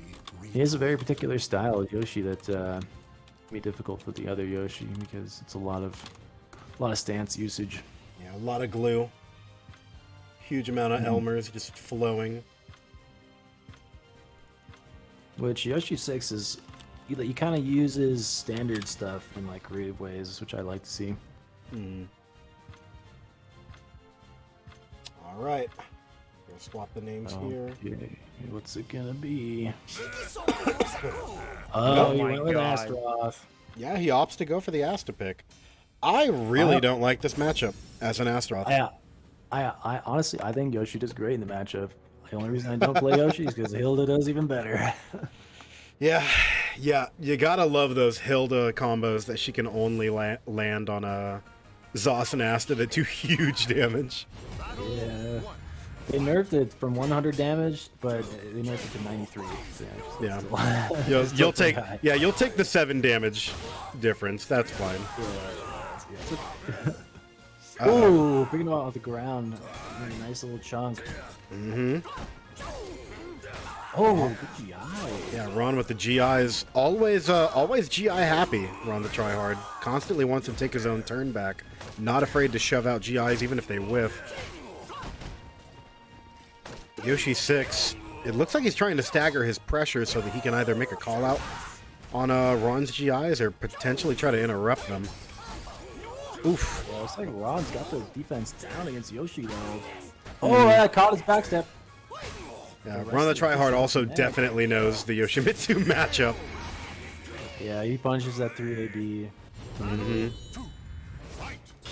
He's going to be shoving out GIs in the middle of those meter burn strings. Oh, grabs him through the back to him B+K spam. Oh, the huge hitbox on that 7-7 BK. Ooh, good range. Big counter hit out. Pretty close together here. YoshimitsuVI with the obvious life lead, but RonTheTryhard sitting at almost 2 bars a meter to himself right now.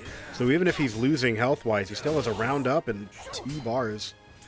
Be careful about the Astrock meter as well. Oh, he catches him crouching. The penetrada. Unbreakable grab. YoshimitsuVI now looking much, much worse than he was a second ago, but he does Ukemi to the correct side. Oh, wow. Second hit doesn't count again. Mm-hmm. There we go. Ooh. Big lethal hit. Give me your meter. Yeah, looks like he's sitting on his meter too long. That can happen. Uh-oh. And that's going to be it? No. Oh, yeah. Knows that RonTheTryhard is an incredibly aggressive player and just shoves jabs into his face that he rises into. He's going to have to survive against a double meter Astrock, though, until the end of the set. It'll be difficult if Ron starts using the meter. Uh-oh. Oh, good breaker. All right, not going to be a perfect. YoshimitsuVI is able to get a get some damage on the board. Oh. That's going to ring out. Wow. Oh my gosh, that rings out. Yep. I did not think of that. I was like kind of waiting for it, but I didn't believe that he was going to be able to land it. Good crouch. Hello. Big damage coming out of YoshimitsuVI here. Oh, he just does it again. Making all the correct guesses. All the correct guesses. Schmixing Ron in the face, who opts to pop a soul charge. 4 correct reads. One more. Oh, no. Oh, and that's it. The triple jab in the face. Wow. 4 high-low reads. One of them defensive, and then finally a counter read to end it. That's what happens when you got the meter to spend with Yoshi. You just throw out those Wild Rising A's. If the mid hits, it's great. So I think if Ron had blocked the first hit, he's definitely the kind of player that would GI the second hit or step. Absolutely. I'm curious to see if he sticks with Yoshi this time. Yep. Oh, he goes to the Yoshi mirror. Oh boy. All right, everyone break out your fucking Tylenols and your glasses of water because we got to wash down all of this fucking glue. Oh man. All right. Yoshi mirror match on the winter stage. Sponsored by Elmer. Give us the taunt. Yeah, that's what we like to see. True Manji Clan.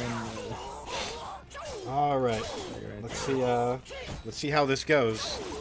YoshimitsuVI is definitely really mix-up intensive. RonTheTryhard usually tries going for the guaranteed bread and butters when he can. Not super heavy on the mind games like YoshimitsuVI typically is. There we go. The run-up of the 4K is doing a lot of work for him. Good, reliable mid. Ooh, catches him with the 6K. Oh, in the second hit. YoshimitsuVI actually got the correct block on the first hit of that, but didn't believe that Ron was going to go for the second. Hello. Block pressure. Oh, there's YoshimitsuVI. Nice conversion. God. So many quick jabs and jumps. Uppercuts him out of the sky. That rising knee coming into play now. GI. Ron looking to get him at the wall. YoshimitsuVI looking to do the same. They're both trying to spring for that. Yeah, if he finished that, he'd be on the wall. Ooh. Ooh, good crouch underneath, but a little too slow to be able to get him with that stab as a punish. There's the GI. Push him to the wall, but nothing's working for him. Oh my god, this is crazy. The 9K. Jab, jab. Jab, jab again. He doesn't have to do anything fancy. Stomp on the foot, and that's all he needs. Closes out round number 2. Heading into round 3 here.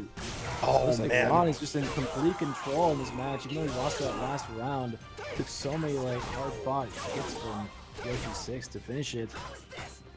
Another interesting thing we're seeing in this round is a lot of air control and a lot of characters getting knocked from the sky, which is definitely something that's going to happen often with Yoshi since he spends a lot of time airborne in this game. Absolutely. Oh, There's Xephukai right there. I didn't know that was an anti-air. That Yoshimitsu kick? Yeah, Or like jumping. Wow, okay. It caused a ground stun by catching him out of the sky there. Yeah, usually it does too much damage. But yeah, in the rare cases that'll happen. It's a nice little ground stun. All right. Oh, the GI of the string. Yoshimitsu 6 trying to go for some big brain moves here.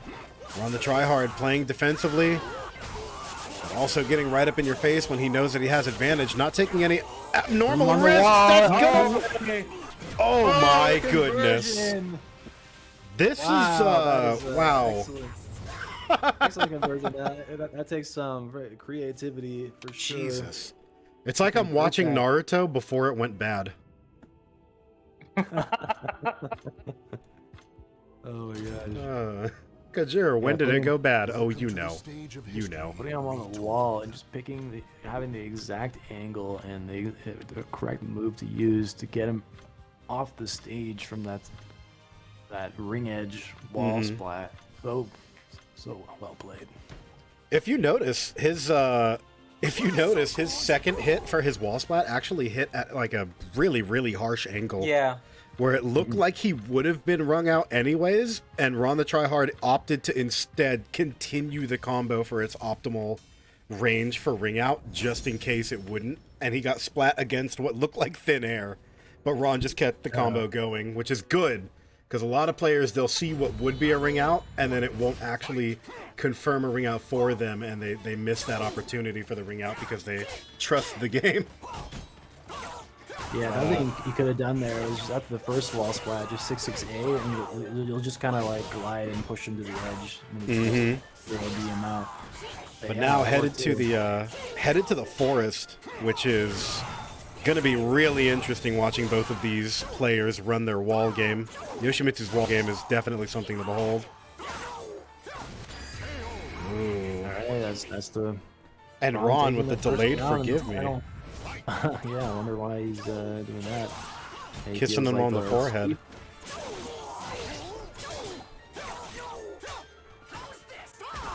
Ooh, duck, yeah. Ron's got the counterplay. Good grab. Yoshi 6, one of the few Yoshimitsu players that will just run up to you from 10 feet away and just grab you. No fear. The GI is coming out of Ron, though. Not able to secure the wall splat, but in complete control of this round, and got the on-reaction crouch block. Ron Yoshi's good. I don't know why he doesn't just play him against some of the problem matchups. He's looking pretty good right now. I feel like the answer is because when you like a certain character, you just get stubborn with them. Look, man, I like Mitsu. There are some matchups that just get solved by me picking Hilda, but I want to play Mitsu. Big wall opener, though. That's a lot of damage, which he opted not to burn the meter for. That had to be on accident. He went for a critical edge right there. RonTheTryhard with the huge Twitter combos and the jump frame. Damage. Oh, I thought that was going to be another. I thought that was going to be another super.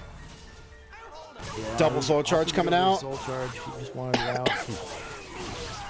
Oh, this time he catches. Oh, that's it. He just gets up. And the forgive me. That was like watching a Marvel vs. Capcom combo. He just stuck him against the wall in the corner and just kept him there for like 14 seconds of combo.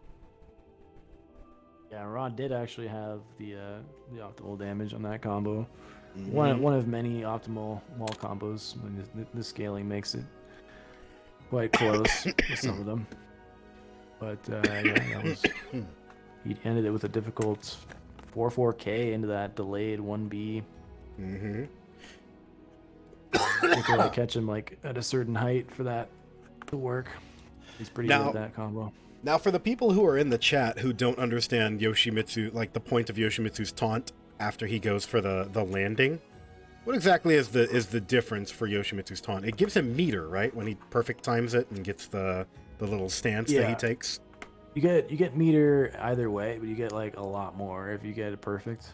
Gotcha. Because I know if you time it horribly, he falls down, which is really bad. Yeah, and then if you time it well, he gets... Okay, yeah, Ron goes, it gives him like a quarter bar if he just frames it, and like an eighth of a bar if he doesn't just frame it. Gotcha. And then if you do like nothing, then you just fall flat on your ass and lose all your advantage. Yeah, the difference isn't quite that big, but yeah, 3B, the combo total will do, like if you have no meter, it'll give you a quarter bar if you do 3B into the JF. Gotcha. All right, well, RonTheTryhard's going to continue advancing up Super Winnie Hut Junior bracket. YoshimitsuVI is out in the losers quarter round, but he put up a good fight. It's always a lot of fun watching him. He's one of the players that has been doing Mighty Mooks for like a year now. And if you would have seen him at the beginning of Mighty Mooks to where he is now, he has grown so much as a competitor and as a player.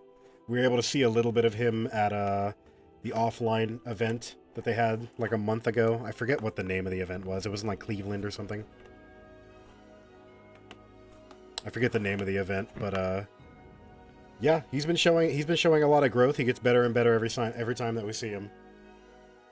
And yeah, I feel like that Yoshi play was great. I feel like he should play more Yoshi, but maybe a lot of his success there was just having, like, he has the Yoshi counterplay, but with Astaroth, you're not really rewarded as much for it.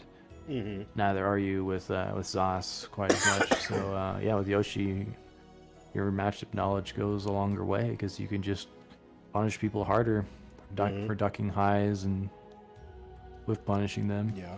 And they're going to want to duck your high because that 10 frame AA puts in work to stop people from stepping.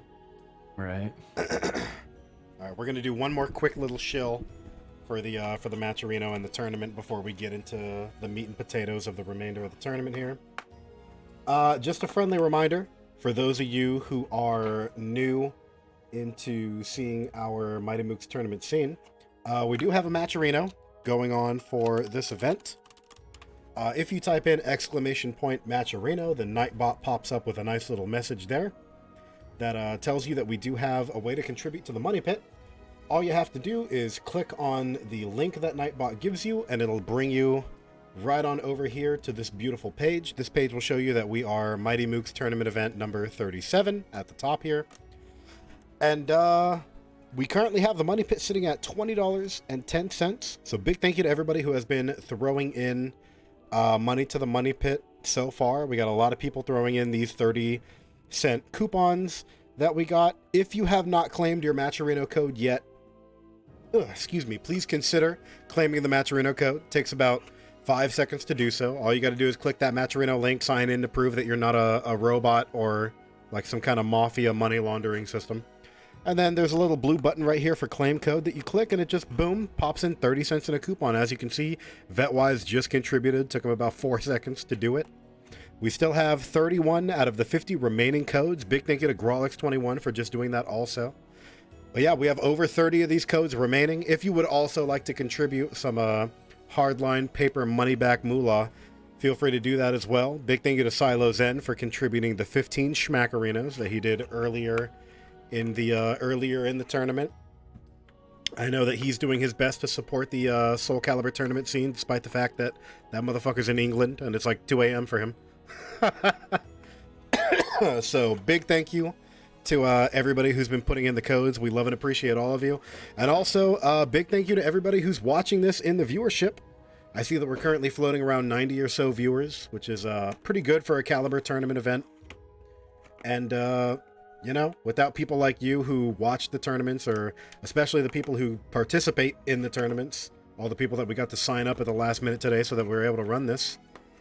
Big thank you to all of you guys, because with your benefit, we're able to keep Soul Calibur alive. I know that it's a little difficult trying to be enthusiastic about a game that has stopped receiving a lot of updates. It's obviously been 9 months, almost 10 months since the last big update that we got. But the Calibur community is very, very tight-knit. We're very welcoming to new players, despite being as small and as tight-knit as we are. And we appreciate the fuck out of all of you guys. So big thank you to all of you. Big thank you to everybody who's been following over the course of this stream also. Thank you, Repent Mug Fugga. I like your name. And for those of you who are experiencing this tournament for the first time, friendly reminder that we do the Mighty Mooks weekly PC tournament events every Saturday at 4 p.m.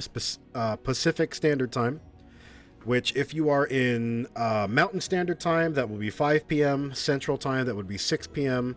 and Eastern time that would be 7 p.m.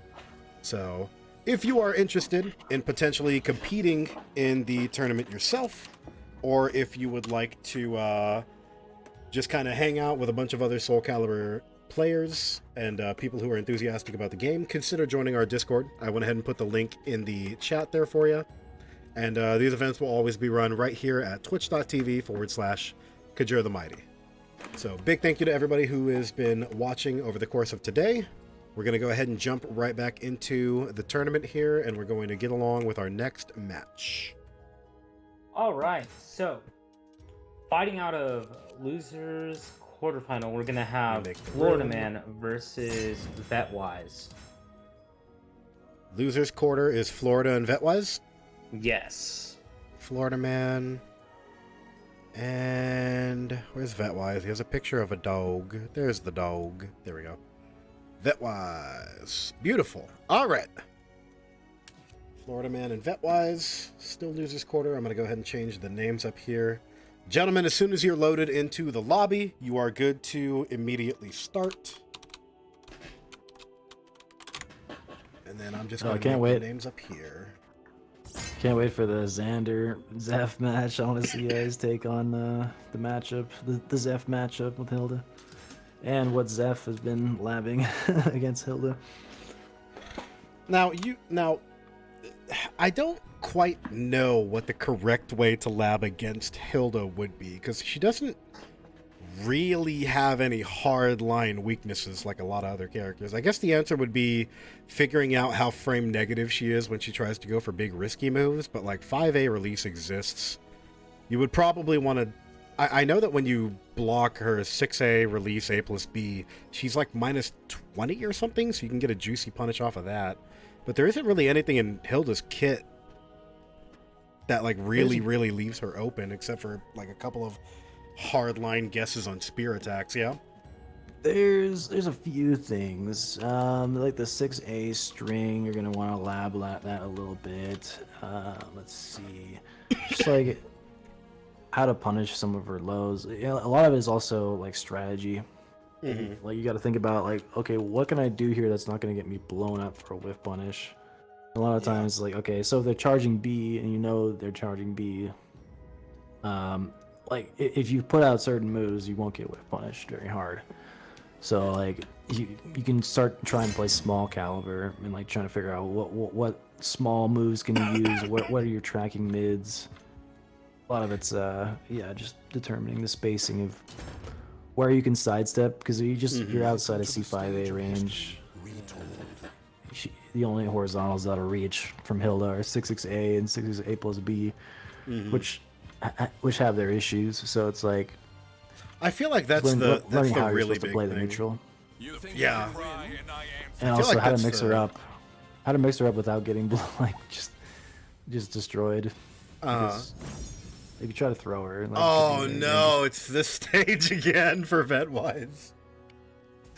Oh no! What a Raphael stage. Also, Florida Man with the Asian pirate aesthetic. He's got like the dragons on the chest and like some feathers. It kind of reminds me of Soul Calibur 1, where like the 2-player costume made him look like he was like Arabic or something. But I don't know. I thought he was Arabic back when I was 12 because he had the desert stage.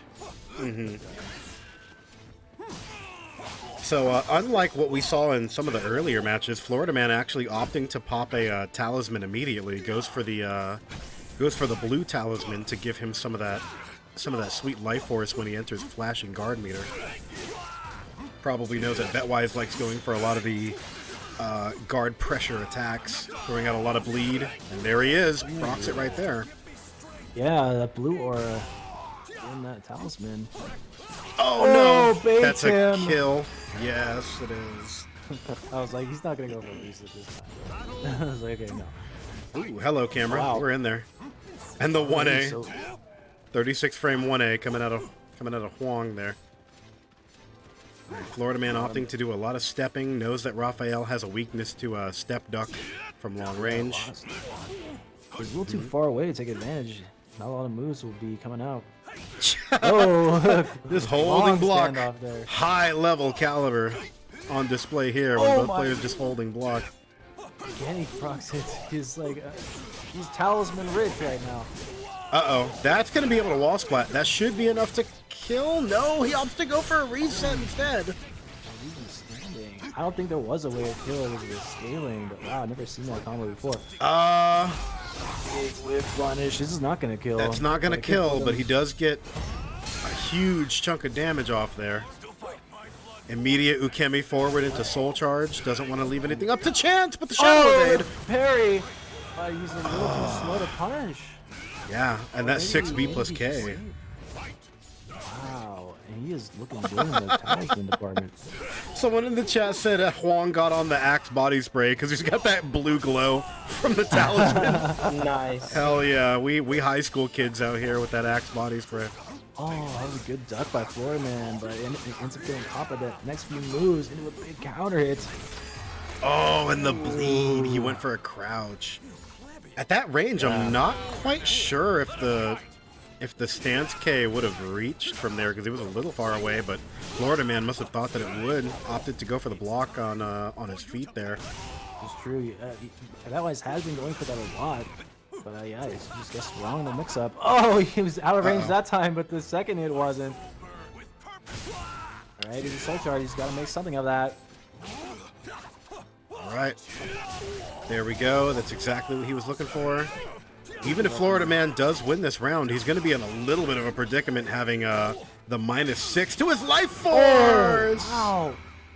Just presses that of all buttons to press in that situation. It worked. He got him. Big horizontal, like semi-horizontal counter. Uh-oh. We're getting followed by a bunch of hosses. Hang on. I gotta go ban all those. Hang on. Okay, we're getting Do your match, but I gotta go ban all of those hosses. Oh my god, they're not even appearing in I can't find them in users. Just know that if the stream enters emotes only or like subscriber only chat, it's because I don't want those motherfuckers to spam the N-word in my shit. Hey, how do I find a list of your followers? I don't know. I'll find it out. Twitch's rules. So I don't want to talk about Twitch's rules, but oof, that's rough out there for Twitch streamers. It definitely is. This stuff will make you a goddamn sexual tyrannosaurus. Just like Hey, big thank you to Gaming Buzzers for the follow, so I don't have to look at all the goddamn hoss bots. Oh, catches him with his snake. I'll find it.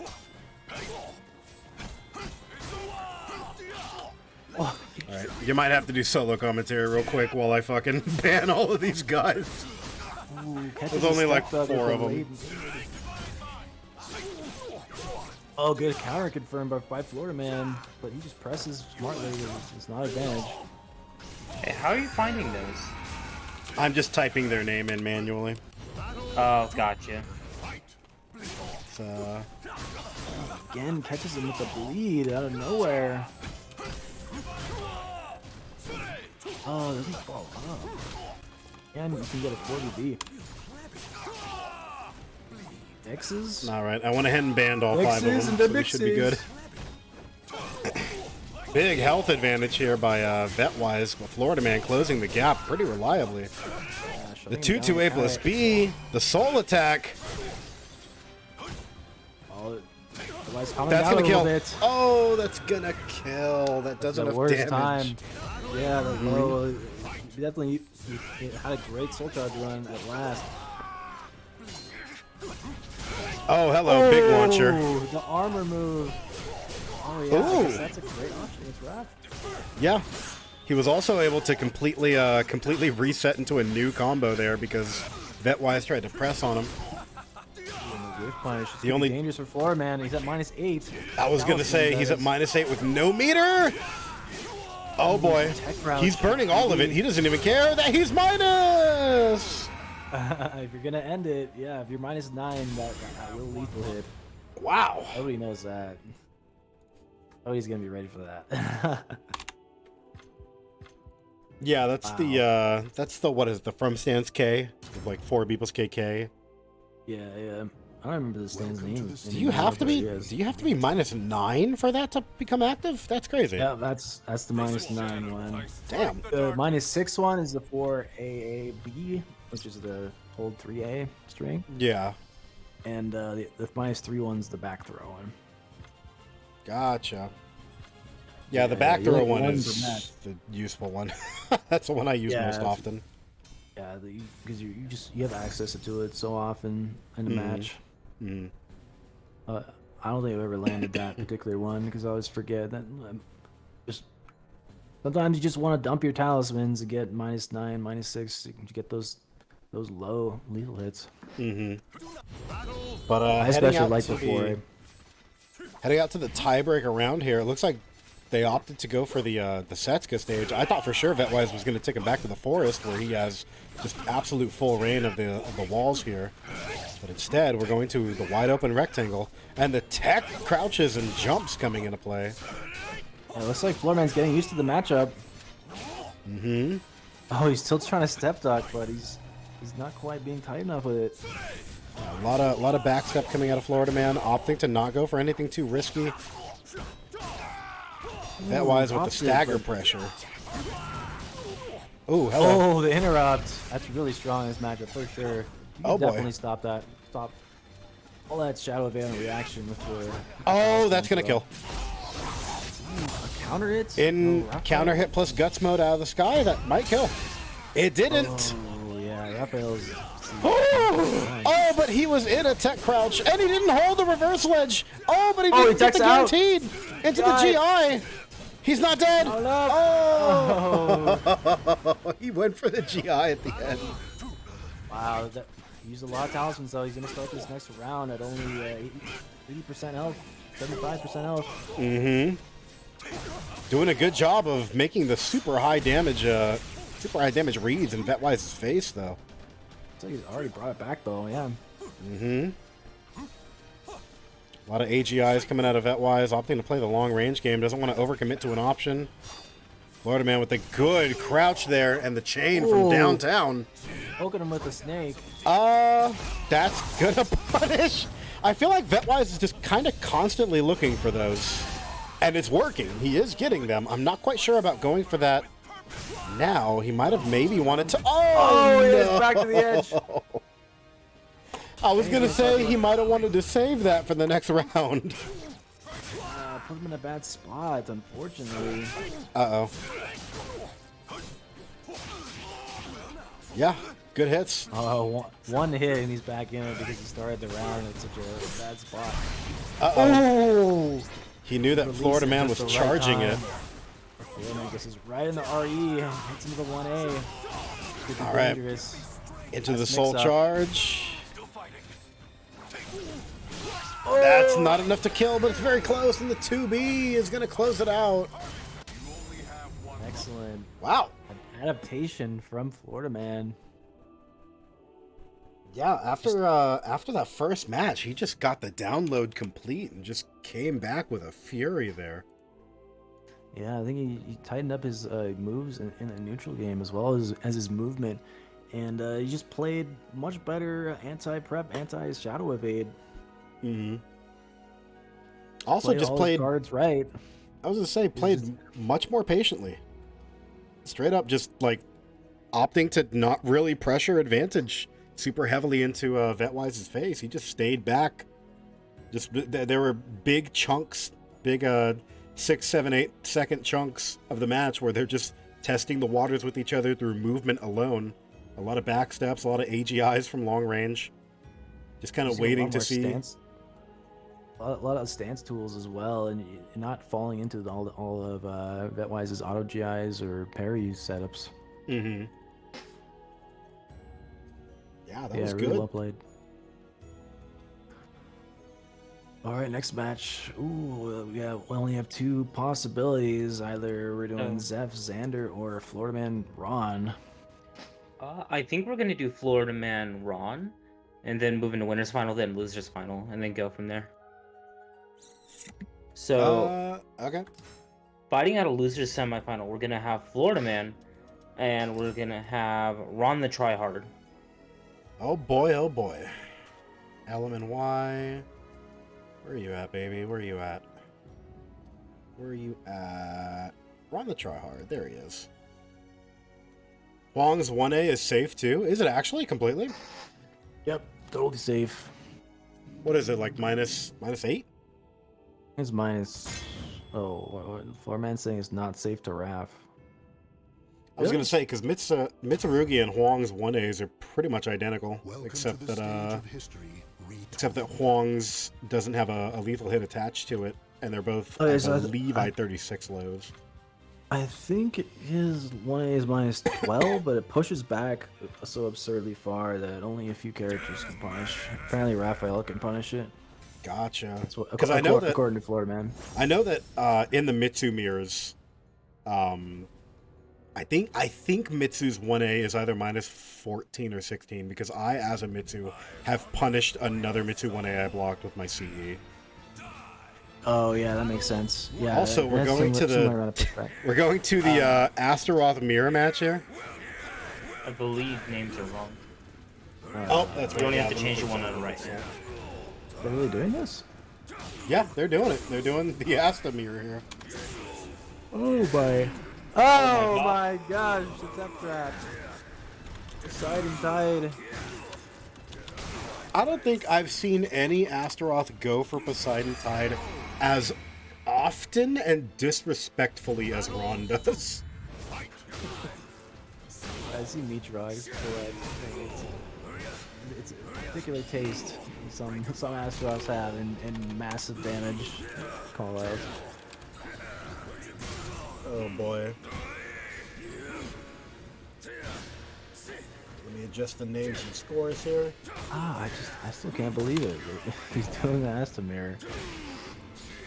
Yeah, and they're playing on the Astaroth stage here, a stage that I just learned recently.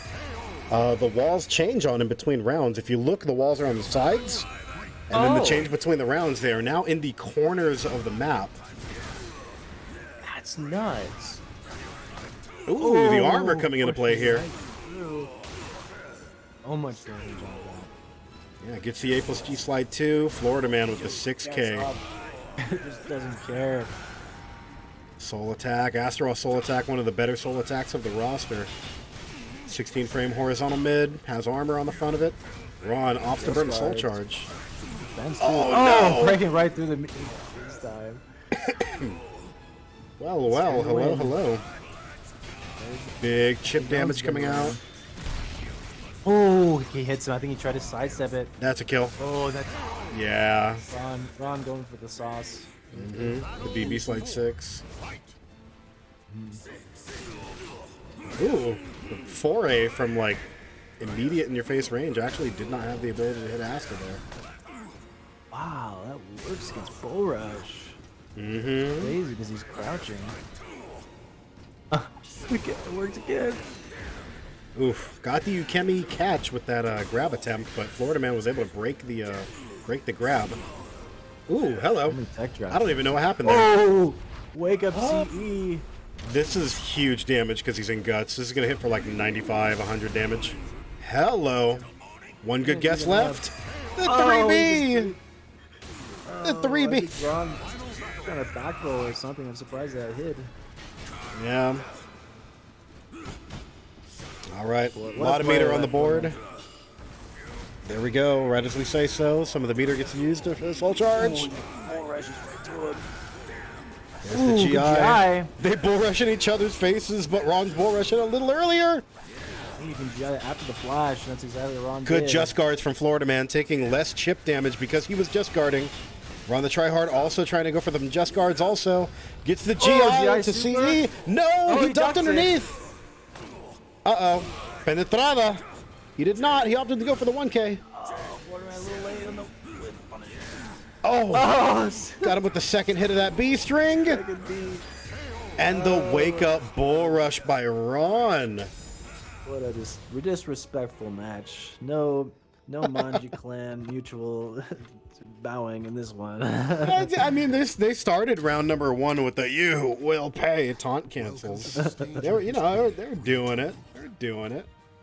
Okay, yeah, the respectful disrespect, the mutual understanding that in this match we will be taunting and disrespecting each other. It looks like Florida Man's down for the Astaroth pick the whole way through, because this is because we're not in dedicated finals yet. This is going to be first to 2. Even if he wins this, Florida Man has to stay locked into the Asta pick.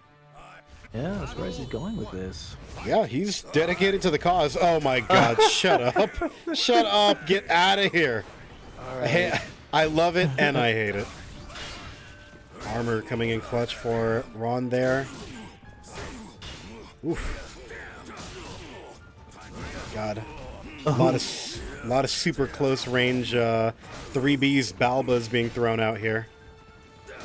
Hello, goes for the 2K. Such an active match because like the whiff punishment ability on Astaroth isn't great, and like the movement ability isn't great. It's like might as well just press buttons and go. Yeah, anytime Asta wants to do a sidestep, a backstep, or a grab, he should be doing a bull rush instead, and it kind of just leaves you directly in front of your opponent's face all the time. Yeah, I guess the players could be eliminating some options just by putting out like 6B counter hits, but Ron is stepping a lot. Mm-hmm. Lord Man opting to keep the long distance for a lot of that too. Tried to go for the soul attack to interrupt Ron's momentum. Great string counterplay there. Oh, he's just. Wall Splat might be able to kill from the conversion if he gets it. Yes, he does. Well. Barely had the angle. Even up in this game. Big whip punish by Florida Man. Yeah, Florida Man opting to play much more carefully now. Going for a lot of movement, a lot of Astaroth safe jab pressures, not really doing too much aggressive in-your-face play. We both went for it. Oh no, not from that range. Yeah, it is a horizontal high, but only from ranges 0 or 0.5. Anything further than that, and it does not have enough tracking. One bad guess away. Ron wakes up with a crouch block. Was able to get out of the 1B. Oh, just spams. Hell yeah. Oh, when the Saints go marching in. Oh, when the Saints go marching in. Uh-oh. There's the Colossus grab. Oh, we caught him out of the animation. He did the slow version. I think that's why. Uh-oh. And that might be it. He's right up against the wall. The 2K is going to close it out in a perfect for him. Wow. Boy, man, just keeps mashing, preventing any clever setup from Ron. So Ron just waiting for his chance to do his setup, and Florida Man not giving him that clear opportunity. Uh-huh. Played out in the chat goes, what's the command for the double stomp? You talk about Asta 3K? Yeah. Where he does 3K. the stomp upwards and then back downwards at close range, the boom boom. That's the that is Asta 3K. He also has the ability to do a B slide K for it instead to get a delayed double stomp on it. For like B slide KK gives you that double stomp since go marching in. RonTheTryhard taking a supreme outfit. You know I had to do it to a Astaroth. Yeah, it's a good move for Astaroth. In this game, like, it's the 3K is I-14. Usually it doesn't get a fast mid like that. Mm-hmm. It's I-14. It's safe on block. It doesn't have phenomenal tracking or range, but it's one of his better options at absolute close range. Hello. A lot of spin to wins coming out at the corner of the edge here. That was so ambiguous where he was going. It's crazy. Ooh. A lot of wake-up wall rise Ks coming out of both competitors here. Hello. Big jabs. Jumping. Hey, he's coming for that wake-up step again. Big delays. Oh, this time, yeah. It's the bull rush coming in. That's going to be enough to kill. Yep. Guaranteed. Big boy damage there. Wow, it's like, again, Florida Man adapting and pulling ahead in the set. Mm-hmm. All right. Big hits coming out of Ron here. Opting to go for the wall rising behold into Oh, Poseidon Tide. All Right, big damage. Opts not to try to go for the he opts not to go for the flight of the, or not the flight of the wicked, the Poseidon Tide Ukemi catch, knowing that Florida Man's not going for the Ukemis anymore. He's just eating the damage directly. Oh, it catches him. Not going to be able to ring out because he did the 6 A plus G instead of the regular A plus G. That's the wall splat variant instead of the ring out variant. Big chip damage coming out. Here comes the soul charge Turn to from deal with Ron. it. Ooh, wall rise B. A lot of spin. Oh, this is gonna be massive. Oh, okay. Might have dropped it. Yeah, I think you have to hold it down. yeah. The optimal damage for that that A plus G, or sorry, A plus B lethal hit is to go for the hold into the A plus G I side was too, gonna but there's gonna be say- enough to kill. Oh, Both players had meter. C is in play for both of them, but Ron expected it. That's a huge climactic play there because it's gonna put Ron at set point. Ron's GI game is just so on point. The Florida man with the spacing and the good movement, getting around Ron's high damage setups that he's looking for. Florida man not really falling for the Ukemis, not really falling for any of the aggression that Ron's throwing out, except for that Trying to sit one. on his lead. Mm-hmm. Not willing to end his tournament. Oh! That was a little scary. That tech crouch, if it lasted just a little bit longer, that crouch would have connected. All right, final match, final round. He was just ready to run in after that passive round. Oh, he Ron, unblocked. get it. Whipped. I wonder if he might have been trying to go for a GI there, maybe? Possibly. The right play there. Uh-oh. You have to try to Ukemi this, or it's going to be a ring out for you. No, he doesn't go for the ring out version. Different throw. He went for the alternate direction. That would have been his if he had gone for the regular A plus G from the air. The back grab doesn't get broken by Ron here. Florida man might have the ability to close this out if he just makes one more accurate guess. He almost has enough meter to be able to pop a soul charge. Ron has to end it here before Florida gets meter. Oh, Thanks, him. Florida Okay, he's now got a has bar. meter. Uh-huh. Oh, he looked goes for for it, and Ron does it right back at him. Predictable. The counterplay. If Florida man would have landed that, he would have won the round. Ron knew that he was looking for it, spaced him out, and killed him with a CE of his own.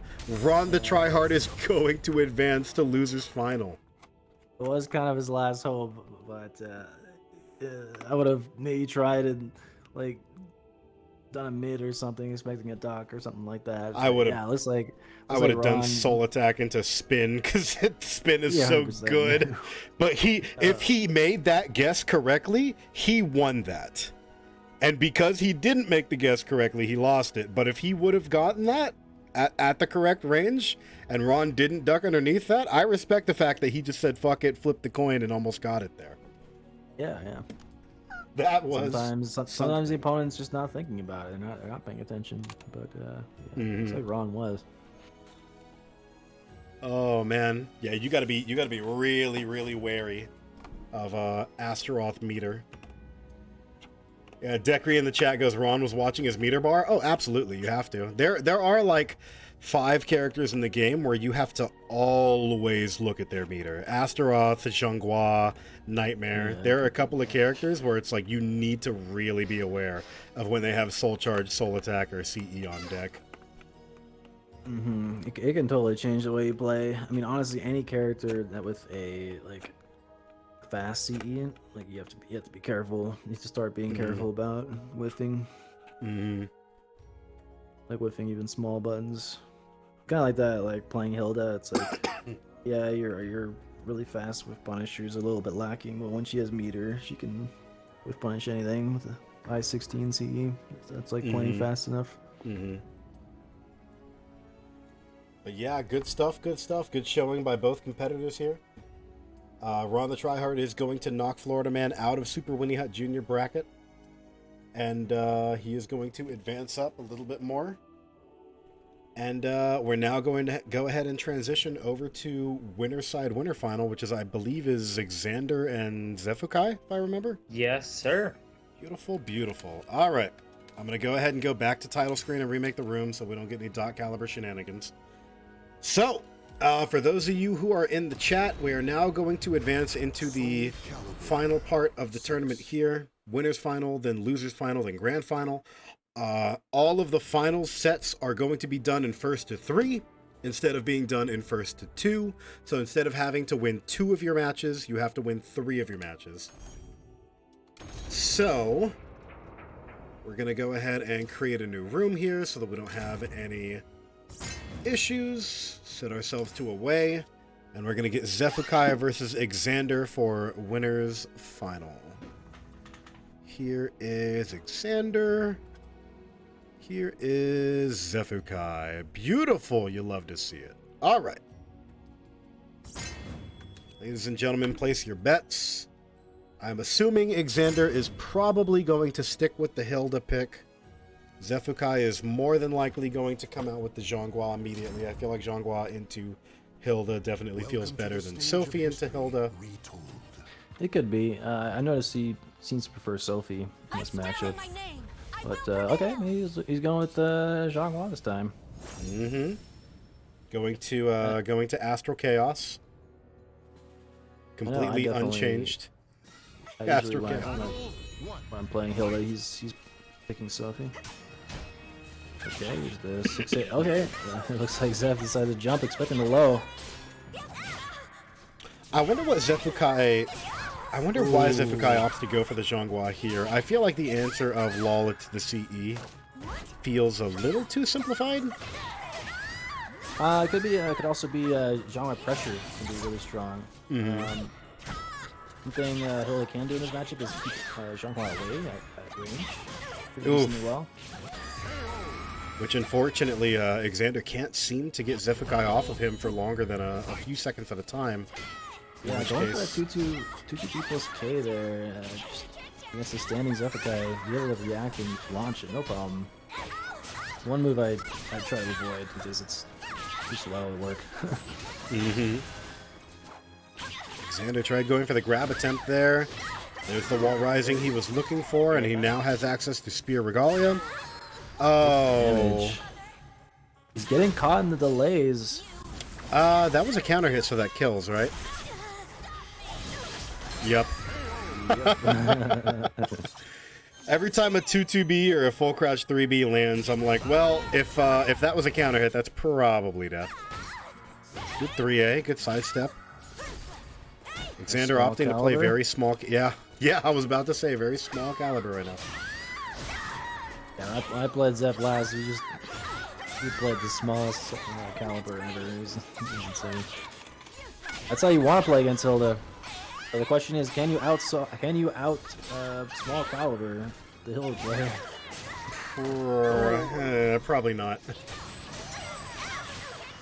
Hilda's a very interesting character where you're not really trying to outplay her as a character. You have to beat your opponent's brain. I think that kills. Guts plus Yep, counter hit. That's gonna kill. Yep. Damn. And he knows it. Yeah, it looks like he's sidestepping and launching, and it's working. Either he's stepping something or it's catching his timing, and that is what you can do. You just sidestep and throw it out there. Those are the options you cover. And it looks like Xander, he could start doing some horizontal mids, or he could do some delayed sidesteps,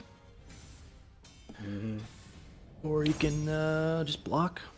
I feel like the thing that I try to do, and I don't have a whole lot of experience fighting like a super high level Zhonghua, right? Like I haven't fought Incendiate in quite some time. I don't think I've ever fought Xephukai. I feel like 5A release and 3A do a lot for me to try to snuff out what Zhonghua goes for her tech crouches and hyper tech crouches, because they kind of just, it feels like the hitbox lasts a long time, which is what you want. That's true. For me, it's hard to know like what really works against Zhonghua or not, like what characters, what matchups, because they all play so differently. Uh-huh. Every Zhonghua player plays like Ooh, good punish from Xander. That was optimal. The I-14 high. Good grab break by Xeph there. Almost enough to kill, and the 1KK. Even if he had blocked the first low from the 1K, he still would have had to make the guess on whether or not he would go for the 1KB for low or 1KK for mid. That was a one of good, the great parts of that. Using that as a round ender, it's really safe, especially against X. Against strong. Right. Oh, he catches him. Yeah, good crouch grab break there. Ooh, Oh, hello. there's the sidestep catch. Yeah, big damage off of that counter hit. Now has Spear Regalia, which is the big high damage that you're looking for. Doesn't break the grab. Uh-oh. In a little bit of trouble here. Opts to burn the soul charge here. Okay. Keep the pressure up. Oh, you could have. Oh, the wall rise K. The wall That's rise funny K thing about 12 that framer. TTB, that's done. You can get a combo off of it. It's plus 14, so you actually get damage even if you fail to confirm. Ooh, good grab break. Xander definitely looking comfortable with the round lead right now, but needs to be careful. Uh-oh. Oh, Gotcha up against the edge. Not going to be able to kill from this, but he is building a lot of momentum here. It's going to be difficult for Xander to break through, but he does. Big counter hit. does it? If Xeph lands anything in his kit, it's going to be a kill. A wall rise K. See jab that? He to did the a move face. that you can't whiff punish. Yeah. He baited it out. The 3K. This is winner's final? Oh, did I put loser's final? Whoopsie. Hang on, let me fix that. Oh, the read of him, Xander. Ooh, hello. Xander. God, Hilda Walrus K is so good, but Zhonghua also just able to do so much from up close. Oh, he opts not to burn the meter. Oh, until it kills. Yeah, that's good. Well then. For every Zhonghua CE that you visibly see on stream take a round, please feel free to take a shot. And let us know how many of you guys are alive at the end of the tournament. Ooh, the staggered stream is throw him off a little bit. It's another thing you can do against Hilda. You can kind of do some syncopated rhythm, and it's hard to do. It's like, oh, you drop charge and you can't get it back, you know? Ooh, that's not a punish. Oh boy. The next launcher that Exander gets hit with is going to be the death of him. Xephukai's holding on to meter. If he gets caught by a crouch grab, or if he gets launched by a 2-2B or a full crouch 3B, that's going to be enough to kill. Zeph's fishing for it. Throwing out the 2-2Bs. There's a low. Here we go with soul charge. If Exander can get one good counter hit, he'll be able to make it back, but he doesn't. Ooh, yeah, great move choice by Xeph at the end there with those that's tracking lows. Not something you can easily just sidestep and win off a whiff punish.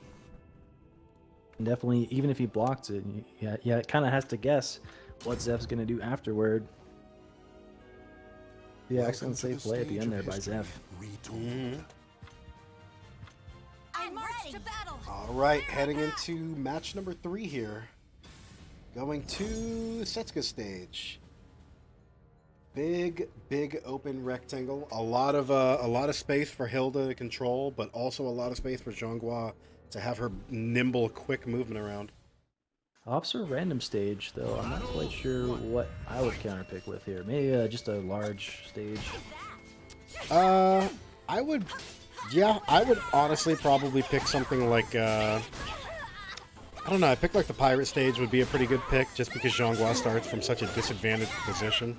You see that. He went under the tracking mid. Came back with a launcher, but Zeph has his own response here. A lot of damage there. Oh, there it is. The big 2-2B plus K neutral again. Trying to go for the big... It's one of those things of you get in the mentality when you have such a health deficit that you're trying to go for the big damage read to try to make some kind of a comeback. But I see Xander doing that something similar with that 3B into a shoulder. mhm. Ooh, okay, going for that jump. Like it. Uh-oh. Big read. God, that's so much damage. Such a disproportionately large amount of damage. Alright. Exander almost has his first bar of meter built. There we go. That's the big whiff punish he was looking for. Also ends it with a low into soul charge. Wants to keep momentum. Goes for the 5A release. Xephukai trying to fish for a CE. That's going to kill. Gut scaling plus counter hit? That has to, right? I don't know. Oh, he Yeah, has a sliver left. Yeah, you gotta remember, it matters how much you are against. Oh, no. Oh, and the quick kick. Someone in chat goes, which CE is that? I've never seen that one before. Get the fuck out of here. Yeah, we saw like 4 Zhonghua CEs last match. Oh. The 3A. Good tool to use there. I feel like the problem in the matchup here between Hilda and Zhonghua is Hilda trying to play small caliber does small caliber for big damage, and Zhonghua does the same thing but for speed. Oh no! But anytime that Hilda's minus this fucking threat of a CE, that's gonna kill. Oh my goodness. We're now up to like we're now up to like 7 shots, by the way. Somebody passed out already. Oh man, what is that like? Who's left? One hand? He's only 6 rounds to win. Yeah, it's only one hand. Christ. It's the only one left. Wow, is that 3-0 already? That's 3-0. Yeah. Yeah. I swear to God, that was like 7 or 8 CEs. In those 3 matches, we just saw so many CEs. Oh, man. Wow. One hand goes, I've been drinking the whole time. Damn, please don't die on us. Oh, man. I can't really complain because Mitsu CE is also devastating at being fucking a long-range I-14 that gives him Shura. But it used to be a 12 frame, and man, I wish it would go back to being 12 frame. It was so obnoxious. Yeah, I think it did more damage too. Even like it was more damage than Zhonghua's C. It was like literally on release on Soul Calibur 6 release. It was a 12 frame CE that did 80 damage, which was ridiculous. It was really dumb. I played that Mitsurugi early on, and I was just like, this is way too easy to end rounds. Oh, it was so fun. It was so obnoxious. I would just get stares like every time I would end it because it was such an effortless whiff punish every time. It was just like, on the bright side, I don't know. His CE is much faster and less obnoxious than Zhonghua's "You Can't Stop Me, Just Kidding, Mother." Yeah, that's true. But towards the end of Season 1, they nerfed it down to, I think it was 72 damage. And then in Season 2, they obviously changed it to 74 damage plus 14 frame.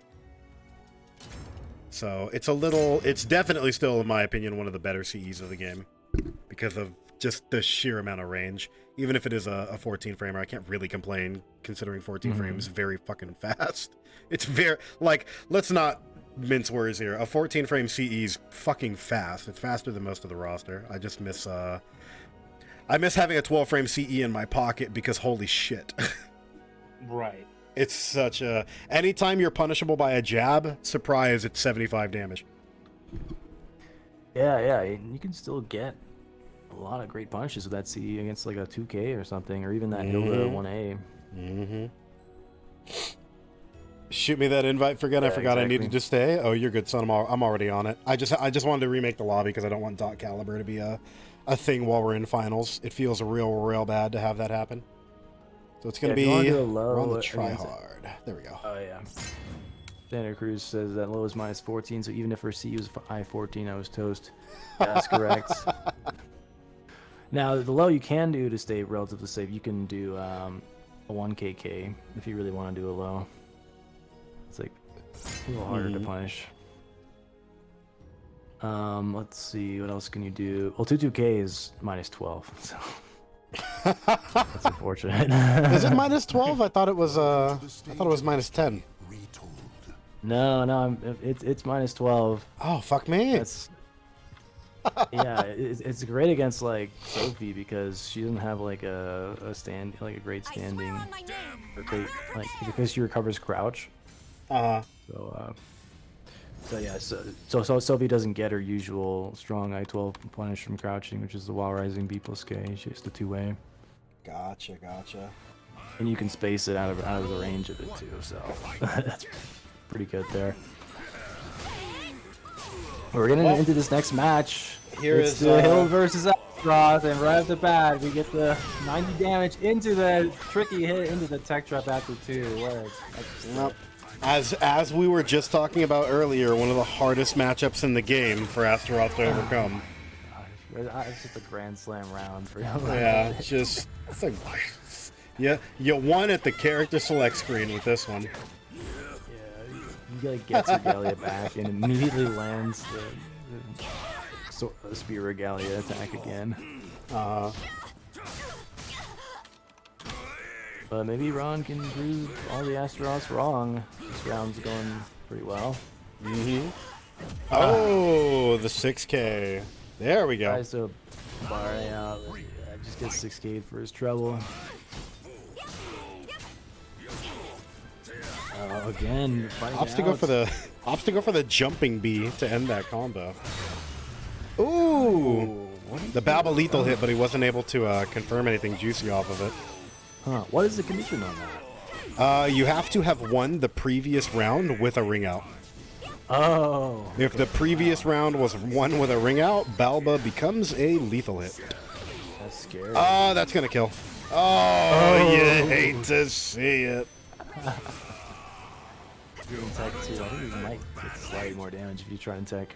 Yeah, I think it does like 4 points more or something like that. Yeah, it's like 2 or 3 or something like that. Not too bad. Oh, another trade. There's a lot of trades happening this match. Oh my goodness, directly in front, but she was a little too far to your left, big fella. Funny thing was that if he landed that lethal hit with that break attack, that would have been. Oh, that's death. Up. Oh, Yeah, that's a great counter against Hilda right there. to beat the C5 ace band, you can armor through. imagine being Ron and just running directly up to Exander and just hitting AA with Astaroth slow as hell AA.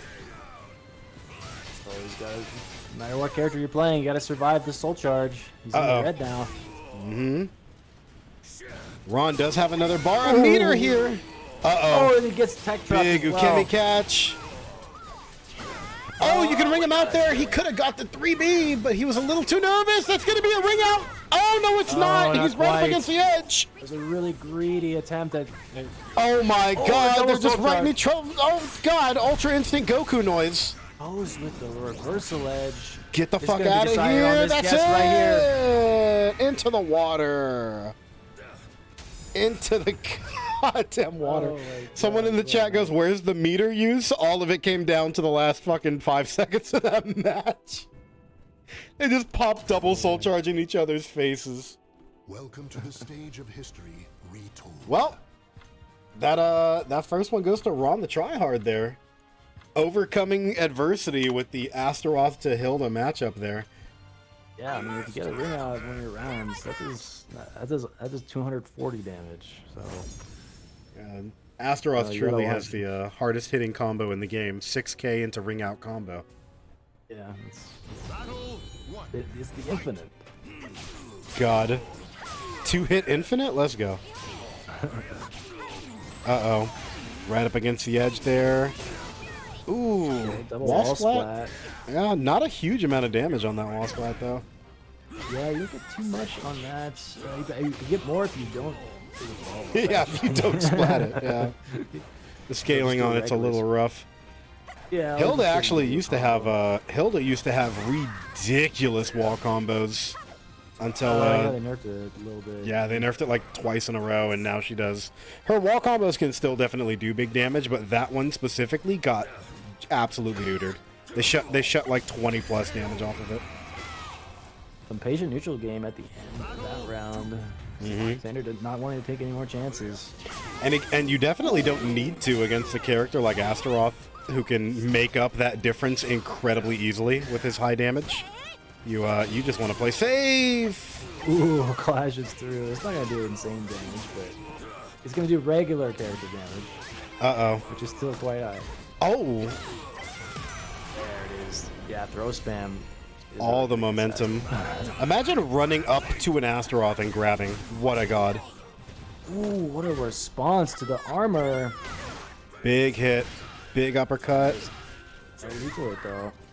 He's got him by the edge. I wonder if we're gonna see something similar in that one round. Oh, wow. Wow. Yeah, he just ran right at him. Didn't even care. Yeah, there's so much damage for that as well. Uh-oh.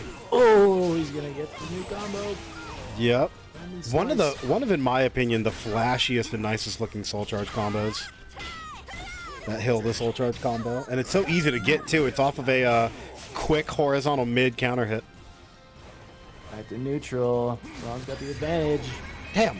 There it is. He ran right up in his face, stared for 1 second, and then went for a 1K. Uh-oh. Oh. Oh, no. Ah, he keeps attacking. Oh, no. He can do the whole... Oh, okay. He has been touched twice so far, and he's almost dead. It didn't get the wall. The perfect round. Yeah, that will... Probably... that's an anti-soul charge setup, I think. Sweet mercy in heaven. Give Ivy her damage back? Fuck no. He tried to use a mirror. LeanXTriforcer. I'm pretty sure it covers it. Oh. I hope more people play Hilda because she's hard. She's one of the hardest characters She is to play. I'm gonna let Signia.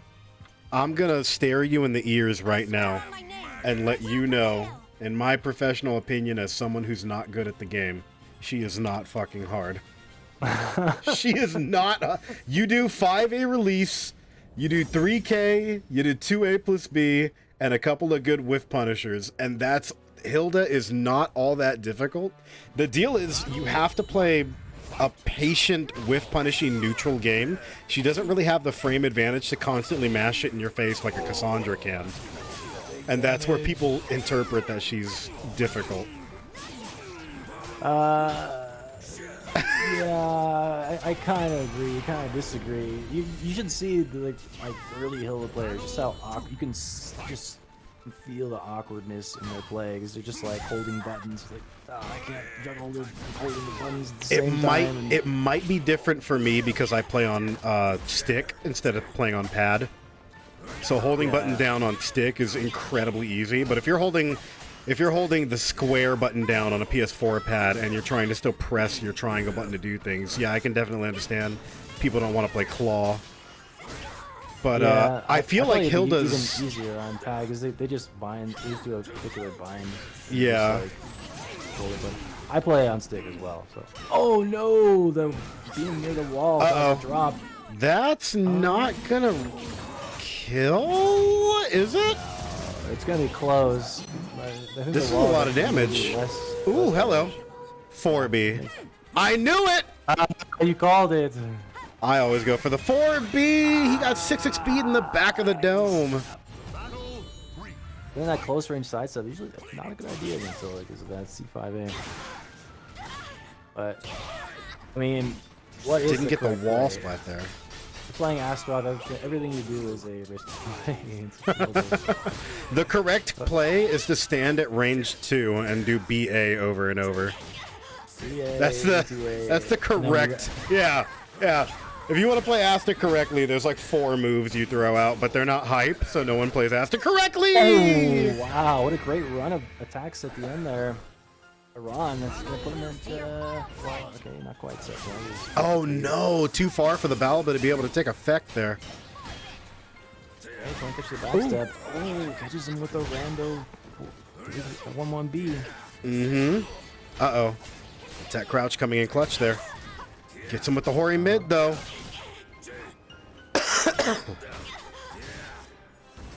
Alright, more meter usage coming out of Ron here. He wants to close this out. Oh, but no one ever blocks the second hit of that. That's like the 6th one we've seen so far that just doesn't get blocked after they successfully block the first one. Oh! Goes right through the Oh arrow my just in God. time. That's Signia. That's so much damage on a counter hit. That 6/6 B plus KB does a tremendous amount of damage. I think both of those like if we were to counter damage from the first hit and like no scaling in a second or something. This is gonna put him at the wall. No, it's not. He was just a smidge too far, but he does get the wall here. Oh, he ukemi'd. Oh, he ukemi'd and he didn't break it. Ron's making it work by pushing him to the wall or ring edge and just outplaying him. Ron is on an absolute tear right now. Exander, Exander's gonna want to pick a stage to stop him right now, because if Ron puts you at the wall, that's it. Yeah, he's gonna want a big stage. Just pick Ostrheinsberg. Yeah, exactly. That's Big ass open stage. Well, you can't really counterpick Astaroth to a stage that has good utility for ring outs for you as a Hilda, because he gets those same combos for ring outs. But his wall game is definitely superior to yours, so you're going to want to take him somewhere else. Okay, ops for Windswept Plains. This is not a bad idea. Xander has been landing a lot of reverse ring outs, and what you want is no walls. Oh, this is not. This is just a. This is a non-counter pick stage. This is just a very balanced stage. Ooh, hello, the wall rise A. The neutral stage. Playing Smash now. Exander opting to play very, very aggressive, much more aggressive than he was previously. Ooh, that's gonna be death. Ooh, Great sidestep. yeah. 23-second round there. Just constant Hilda aggro and pressure. Sidestep 3B. If Xander avoids walls and ring edges, I think he's gonna come out on top. Oh, there he is against the wall again. Turns it around on him, but it's gonna be turned around right back. Oh, drops the wall that's confirm. He splat a little early. Ooh. But it looks like he's carrying that pressure forward into a round win. Uh-oh. I don't want to call it too early though. Okay, there it is. I didn't want to say anything and jinx it, because Hilda's one of those characters that can very easily turn the tide of battle with a good reverse ring out, which Exander was poised to do from the position he was at, but Ron was able to close it out with that Titan Bomb. Hello. Oh, that's going to ring out. That's going to be a ring out. He's That's gotta be it. more careful by the edge. Yeah, that's it. Exander has to now play this flawlessly for the next 2 rounds here to be able to take it into another match. Ron only needs to win this one match to go into grand finals. Get through 2 waters of Astral Soul Charge as well. Looks like he's starting out well. Uh-oh. Oh, just all the incorrect choices right now. Oh, and a perfect. That's that difficult RCC C6A tech trap. Point is, that's a difficult execution right there. Oh! Oh, Okay. On doesn't bite. in the middle of the string. A lot of Asta players don't know this, but there are a lot of Soul Charge strings like that where you can immediately rise into your 24-frame CE and interrupt them. Not enough people go for those interrupts. Big GI. Oh, Exander with the Soul Charge, though. That play might have just won Ron this match. That was incredible. Ooh, Soul Charge coming out. The horizontals locking him down are doing work, though. Ron still has meter. He might want to consider popping some of this meter here just to be able to exhaust Exander's. Oh, one read away. Uh-oh. Big chip it's one damage read coming away. out. The next hit kills, and they got him from the sky. All right, Ron. Overcoming the unwinnable matchup. That is one of the hardest matchups to have to go through in the game. Everything Hilda does stops all of your step and does all of the damage in the world. But Ron was able to just fucking hold steady, pop his meter, and just keep playing as aggressive as possible. Yeah, making the most out of all his favorable positioning situations, hitting the wall splats. Even if his back was to the wall, he was finding the wall splats, and as well as the ring outs. Whenever he had Exander by the edge, he just was relentless. The sidestep into 3Bs were definitely doing a lot there for him. Yeah, He was getting cutting good off. sidesteps. Yeah, I'm thinking maybe Xander was trying to step any like vertical ring out moves that came out immediately, and then maybe interrupt any like other move. But the sidestep 3B was catching that. Oh, man. All right, we're going to remake the lobby again because God fucking forbid. Asta wins the matchup? Exander. Okay. Exander. He gave us the boom phase after. I'm gonna time you the fuck out. I would say it's not as Buff bad. Hilda? Both of you are Not on as actual bad, I crack. would say. 6. Buff Hilda, my fucking ass. All right. It's a bad matchup for Asta, but it's not as bad as people say. I mean, I'm So just- here's the deal. When we in the Calibur community refer to something as being a bad matchup, we mean it's definitely unfavorable. But there is no matchup in this game that is unwinnable as a matchup.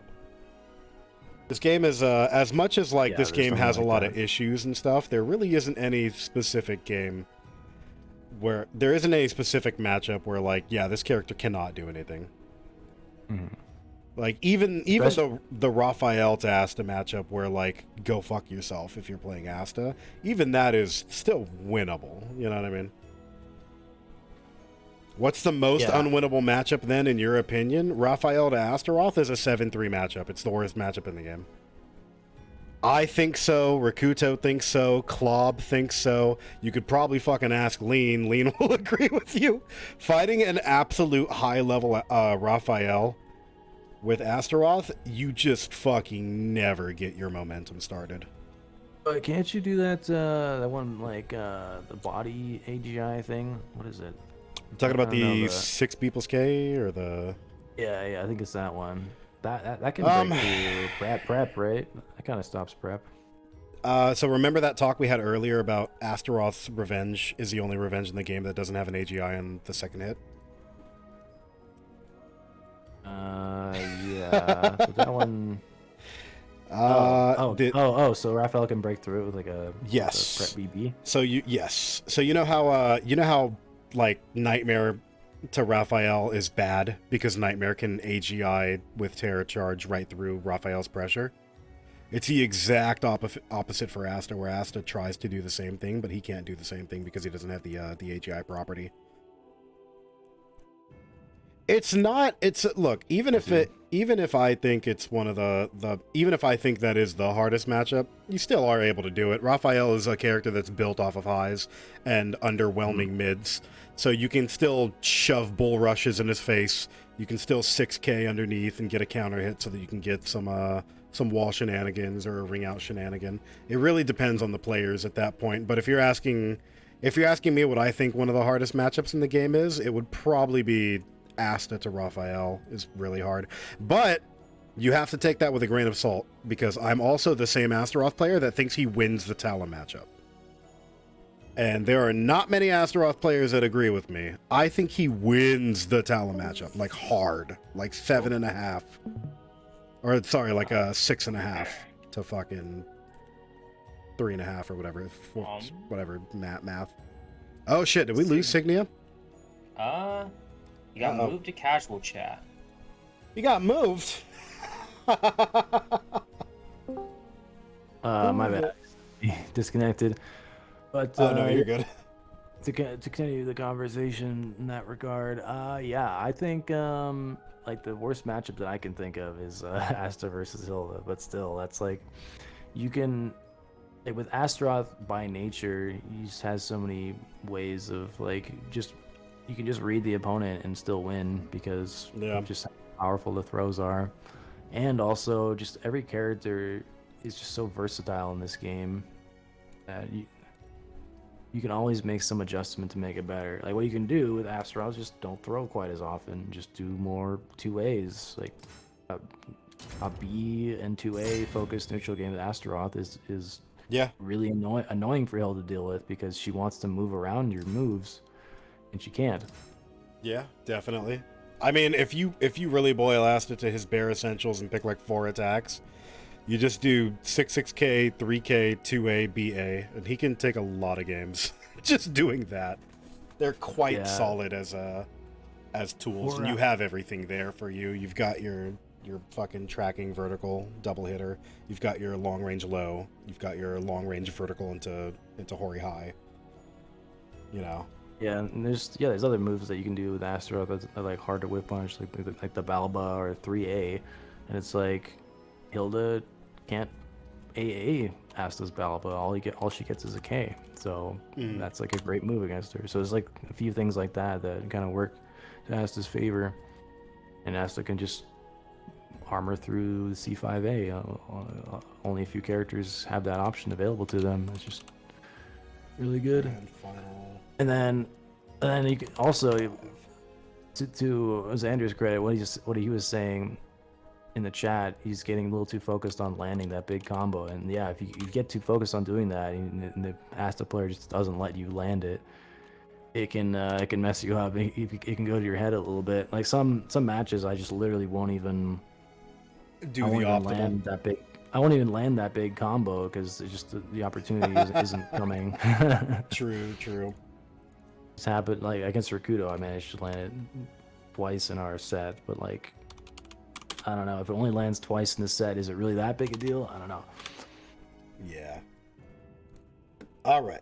So moving on to grand finals here, we're gonna do one more shout out for the match arena, one more shout out for the tournament, and then go directly into our grand final, which is going to be LMNY RonTheTryhard fighting out of the Super Winnie Hut Junior loser side, going up against Xephukai, who's fighting out of winner's side. This is also going to be in a 1st-to-3. Just a friendly reminder to everybody who's in here, because I see we're floating around 95 or so viewers.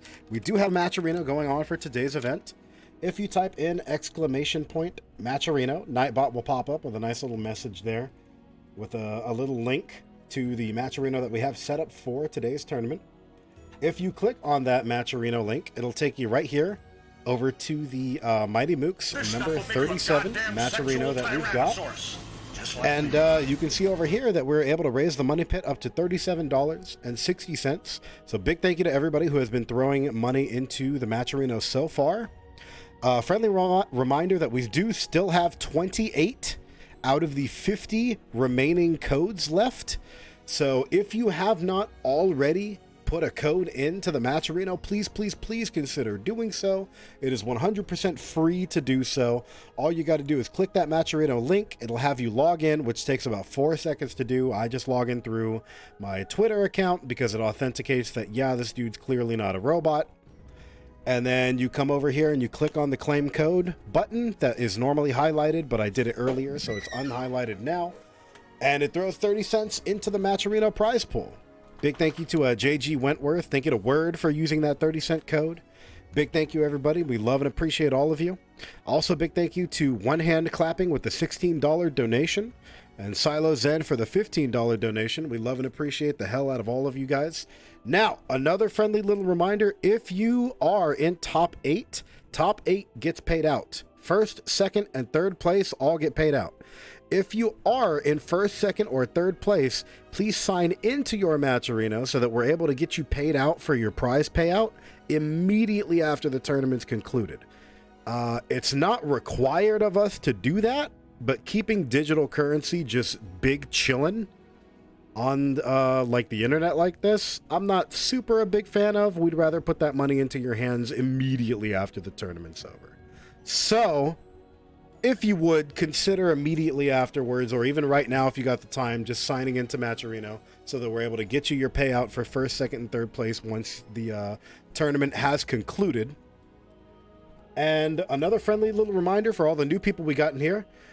We do run these Mighty Mooks PC weekly tournament events every Saturday at 4 p.m. Pacific Standard Time, which if you're on the East Coast is going to be 7 p.m. Eastern Standard Time for you guys out there.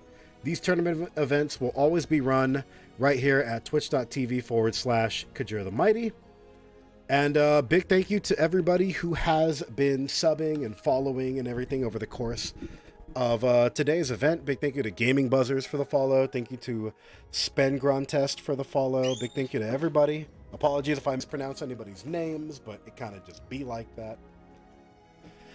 And I'll be right back. I'm going to go grab some water real quick. I'm going to go ahead and send the invites out so that we can wait for the players to join. I've already got everything all set up in terms of their names. And yeah, let's get the grand finals going here. Boom, Hell yeah. pow. Invites are out. I'll be right back. I'm going to go grab some water. Yeah, coming up, we're it's the tale of as old as time. Ron versus Zeph, the eternal struggle coming up in grand finals. The eternal struggle of Ron versus his two worst matchups. Right. The other handles this if he has the will to win. Welcome to the stage of history. You know what I think would be super hype for the next Soul Calibur? What? Remember the Soul Cal 2 like team battles they had where you could pick one of like 5 characters and each life was a different character? Oh. Yeah, that was super fun to play casually. This stuff will make you a goddamn sexual tyrannosaurus. Just like me. Excuse me, I I gotta- didn't start it. Battle 1. Fight. It's like Kajir's live Discord streams down, so it'll be a little bit delayed. You have the stream up? Yeah, he does. Okay. Oh, the Discord stream went down? Hang on, I can put it back up. No, actually, I didn't have it running. I think it's up. It's going. Alright. Alright, yeah. I'll just remake it in Discord real quick just for the fuck of it. Lamb, that's bots too. I banned them. Battle 2. Oh, we got more Hoss follows? Hey, get the fuck out of here, hate bots. Alright. They, What the Haas? Like what kind of Haas? Like Rudolph Haas or something? Or what? I've basically been working. I think it might be possible to blacklist a certain type of name from appearing on your follows. Like it'll auto ban. Huh. Oh. Well, Another shot. take another hey, one hand. Take another shot, baby. We're up to like 9 shots here. Just kidding. I think Ron has a chance to win here. I mean, it's not like a terrible matchup in my opinion. Look, man, if he can overcome the Hilda matchup, he can overcome the Zhonghua matchup. It's not comfortable, but he definitely can do it. The big difference between these two characters is going to be obviously the range, for one. As an Astaroth, you have double the range of a Zhonghua. But even more than that, you've got huge damage. You have to take advantage of the range and the damage disparity between the two characters here. Oh, hello! Almost dead. There's the 2A that you were talking about. But the Patience is launcher.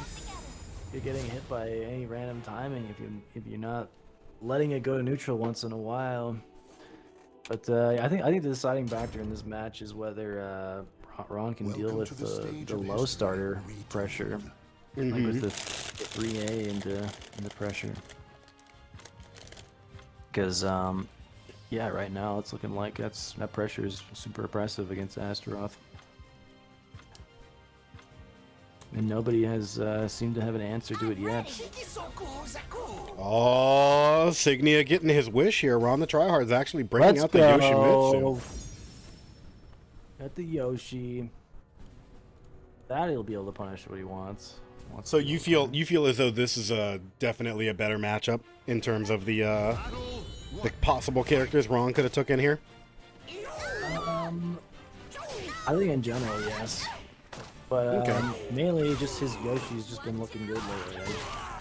I don't know why I don't see it more. I think it works pretty well. Uh-oh.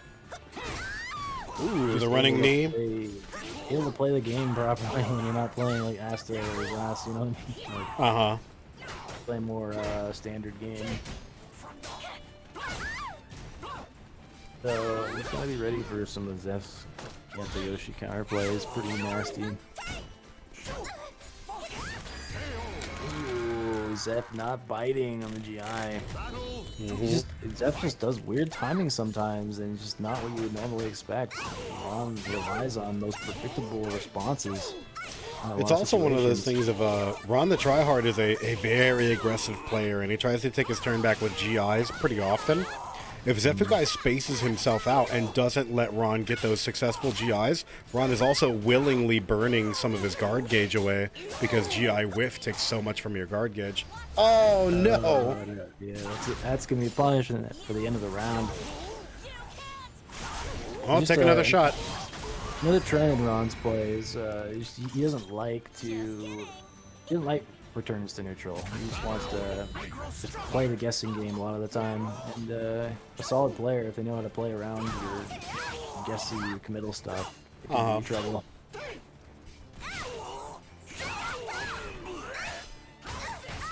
Ooh, big counter hit from Ron. Oh yeah, there's some of Zev's great counterplay. Sometimes you can do it on one more launcher, and that's going to be a CE punish to kill. Oh, Twitch in the CE so quick. That is so drunk. That is 11 shots. Ladies and gentlemen, at this point, put it away for your liver's sake. All right. Phenomenal Twitch duck there into the CE punish from Xephukai, putting him at a 2-0 lead. Already fighting out a winner side bracket, too. Yeah, let's see what he'll pick next. He might just rotate again. Okay. Harmless Citizen in the chat says this man got his finger on the trigger at all times. Well, here's the deal. As someone who played Mitsurugi in Season 1, who also had a 12-frame CE, it's one of those things where anytime ever that your brain goes, I can punish that with a jab, you do your CE instead, and it's 75 plus damage. Yeah, so honestly, it's really good. Yeah, it's definitely not hard. You press a single button. Press your R2 or your right trigger or whatever button you have set for your pad. No! On the Yoshi counter pick, though, Ron getting a huge wall opener. Mm-hmm. Oh, yeah, this is good. Not the best. There we go. Finally, a good weight from Ron. Mm-hmm. Sometimes the best read you can have on someone is a read in their timing. And it's usually Zeph that's come out on top on that so far. Ron, it looks like Ron's trying to push and pull Xephukai into positions where he can put him up against the wall, use his superior Yoshimitsu game to make a big difference here.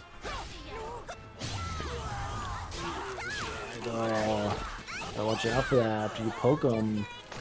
Oh no! There's the CE setup.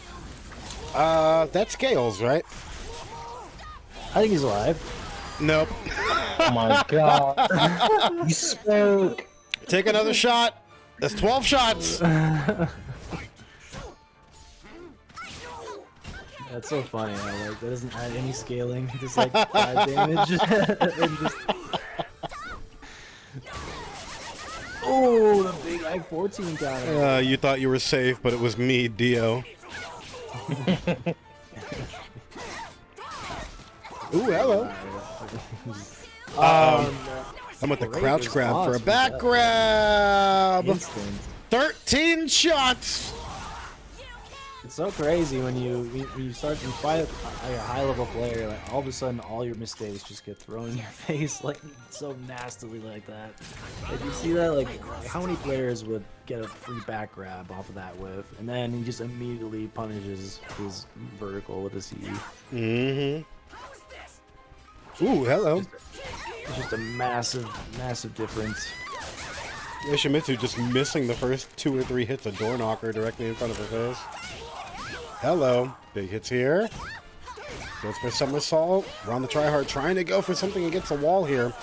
Xephukai getting the double splat. Pops him low. Big damage. Into the crouch. No. Oh, goes for a regular throw. Uh-oh. Oh, baby. Oh, he pressed something. Ron tried to go for a reverse impact, but it didn't come out quick enough.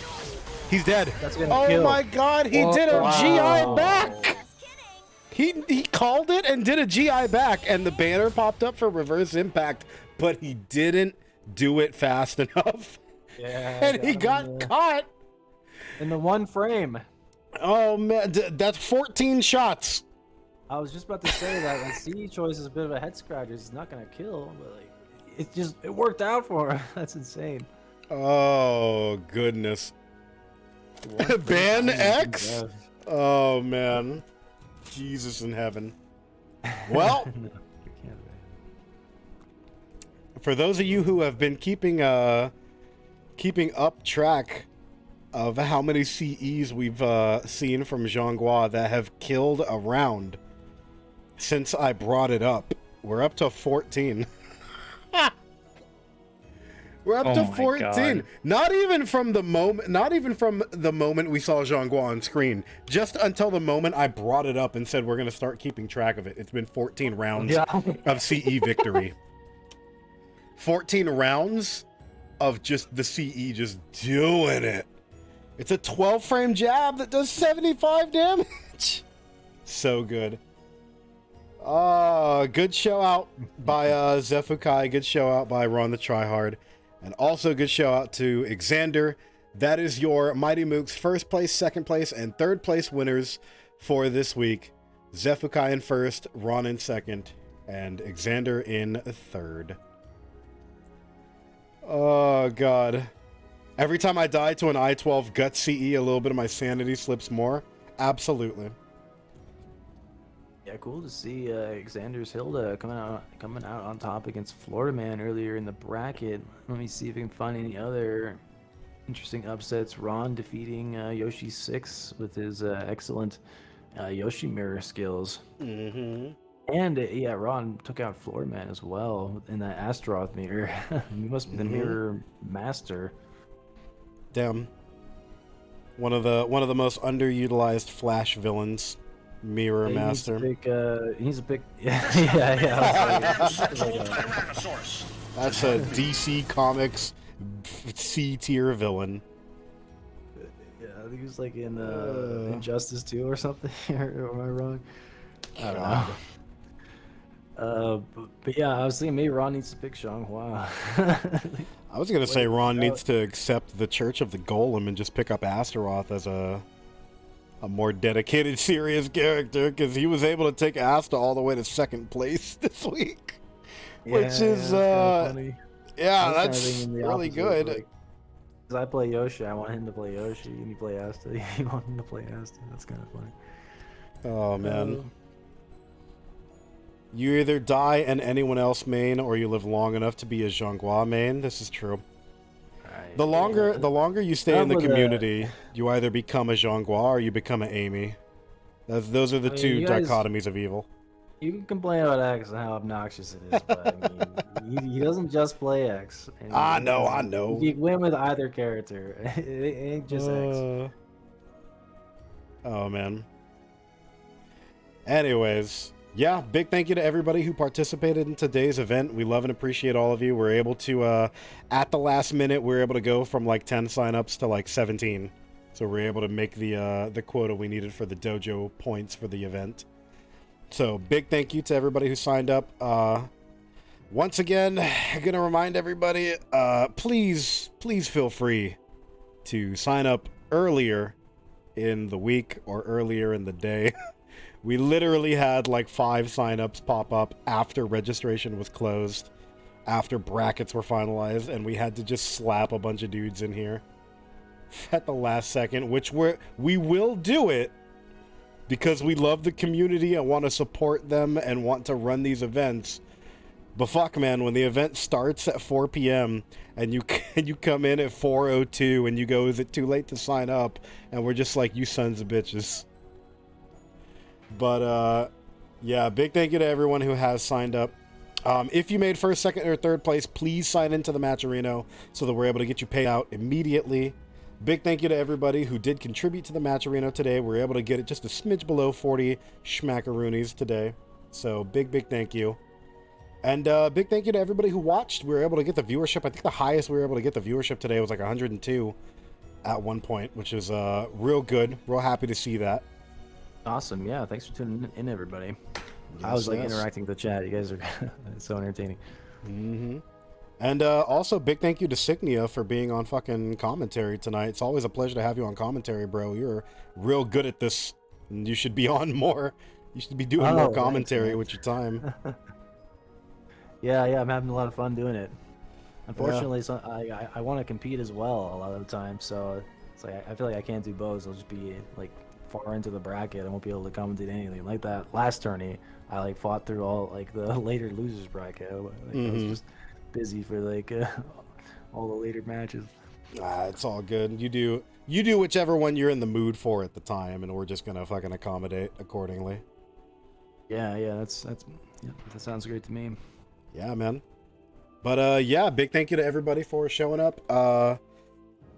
Signia, is there anything you'd like to plug while we get ready to potentially raid somebody else? Is there any you want to let people know that you have your socials, whatever stream you got going on, any of that good stuff?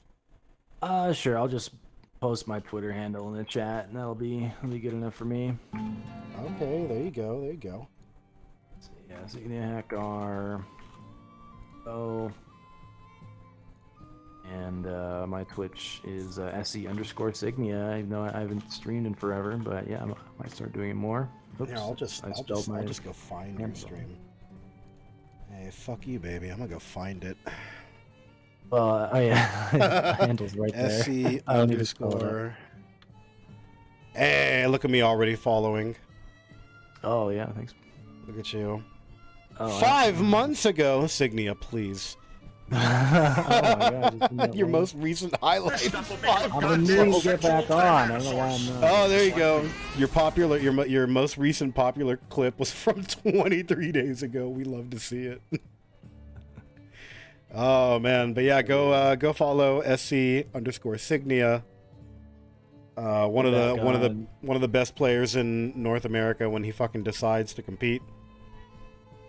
Yeah, that's true. Yeah, and there you go. Oh, is Ron not? Hang on, Ron's streaming right now. I'm gonna go yell at him. Oh my god. Hang on. Join the Matcherino so we can pay you, you fucker. There we go. I'm also gonna fucking mute whatever commercial this is. I hate these commercials. Anyways, What are they doing? I love when I have ad block specifically so I don't get these commercials, and I still get these commercials. It's for the lottery! Oh, get the fuck out of my house. It's for the goddamn lottery. Get the hell out of here. Alright. Anyways. Yeah, big thank you to everybody for participating in the tournament and watching the tournament. We love and appreciate you. Thank you, Signia, for the fucking commentary chops.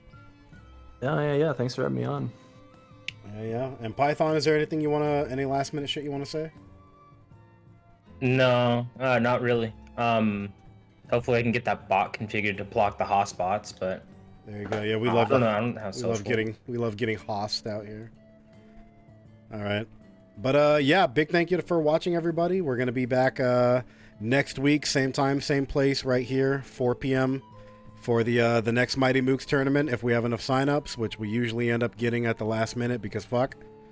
And you guys have a wonderful Saturday night. Drive safe, fucking drink responsibly, unless you're one hand who's celebrating. And then we'll fucking catch you guys later. Peace out, everybody. See you all later. Bye bye.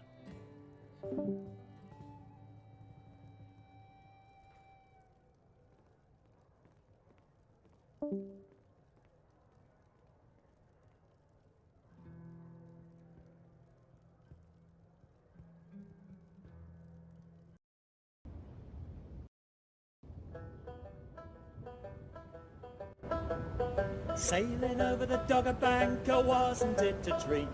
Wind a blowing east nor'east, we had to give a sheet.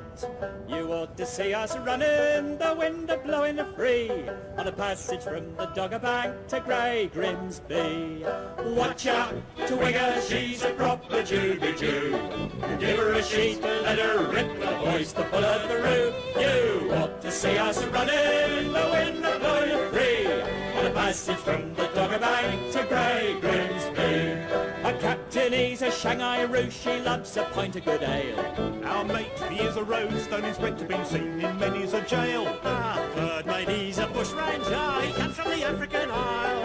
And take a look at our old cook, it gets the bugger wild. Watch out, Twigger, she's a proper Judy Jew. Give her a sheet, let her rip with the boys to pull her through. You ought to see us running, the wind a blowing free, on a passage from the Dogger Bank to Grey Grimsby. Watch out, Twigger, as down the street she came. High heels and painted toes, Jenny is on the game. Jenny is one of your flash girls, can she get a shine? She can do the double shuffle on the Knickerbocker line. Watch out, Twigger, she's a proper Judy Jew. Give her a sheet, let her rip the boys to pull her through. You ought to see us running, the wind a blowing free, on a passage from the Dogger Bank to Grey Grimsby.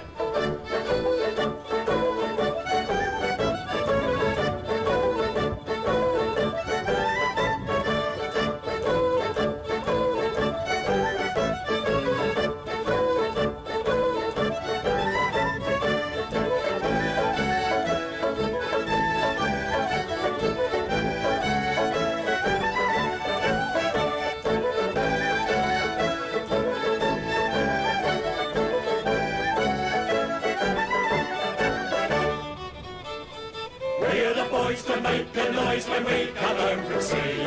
We get right drunk, we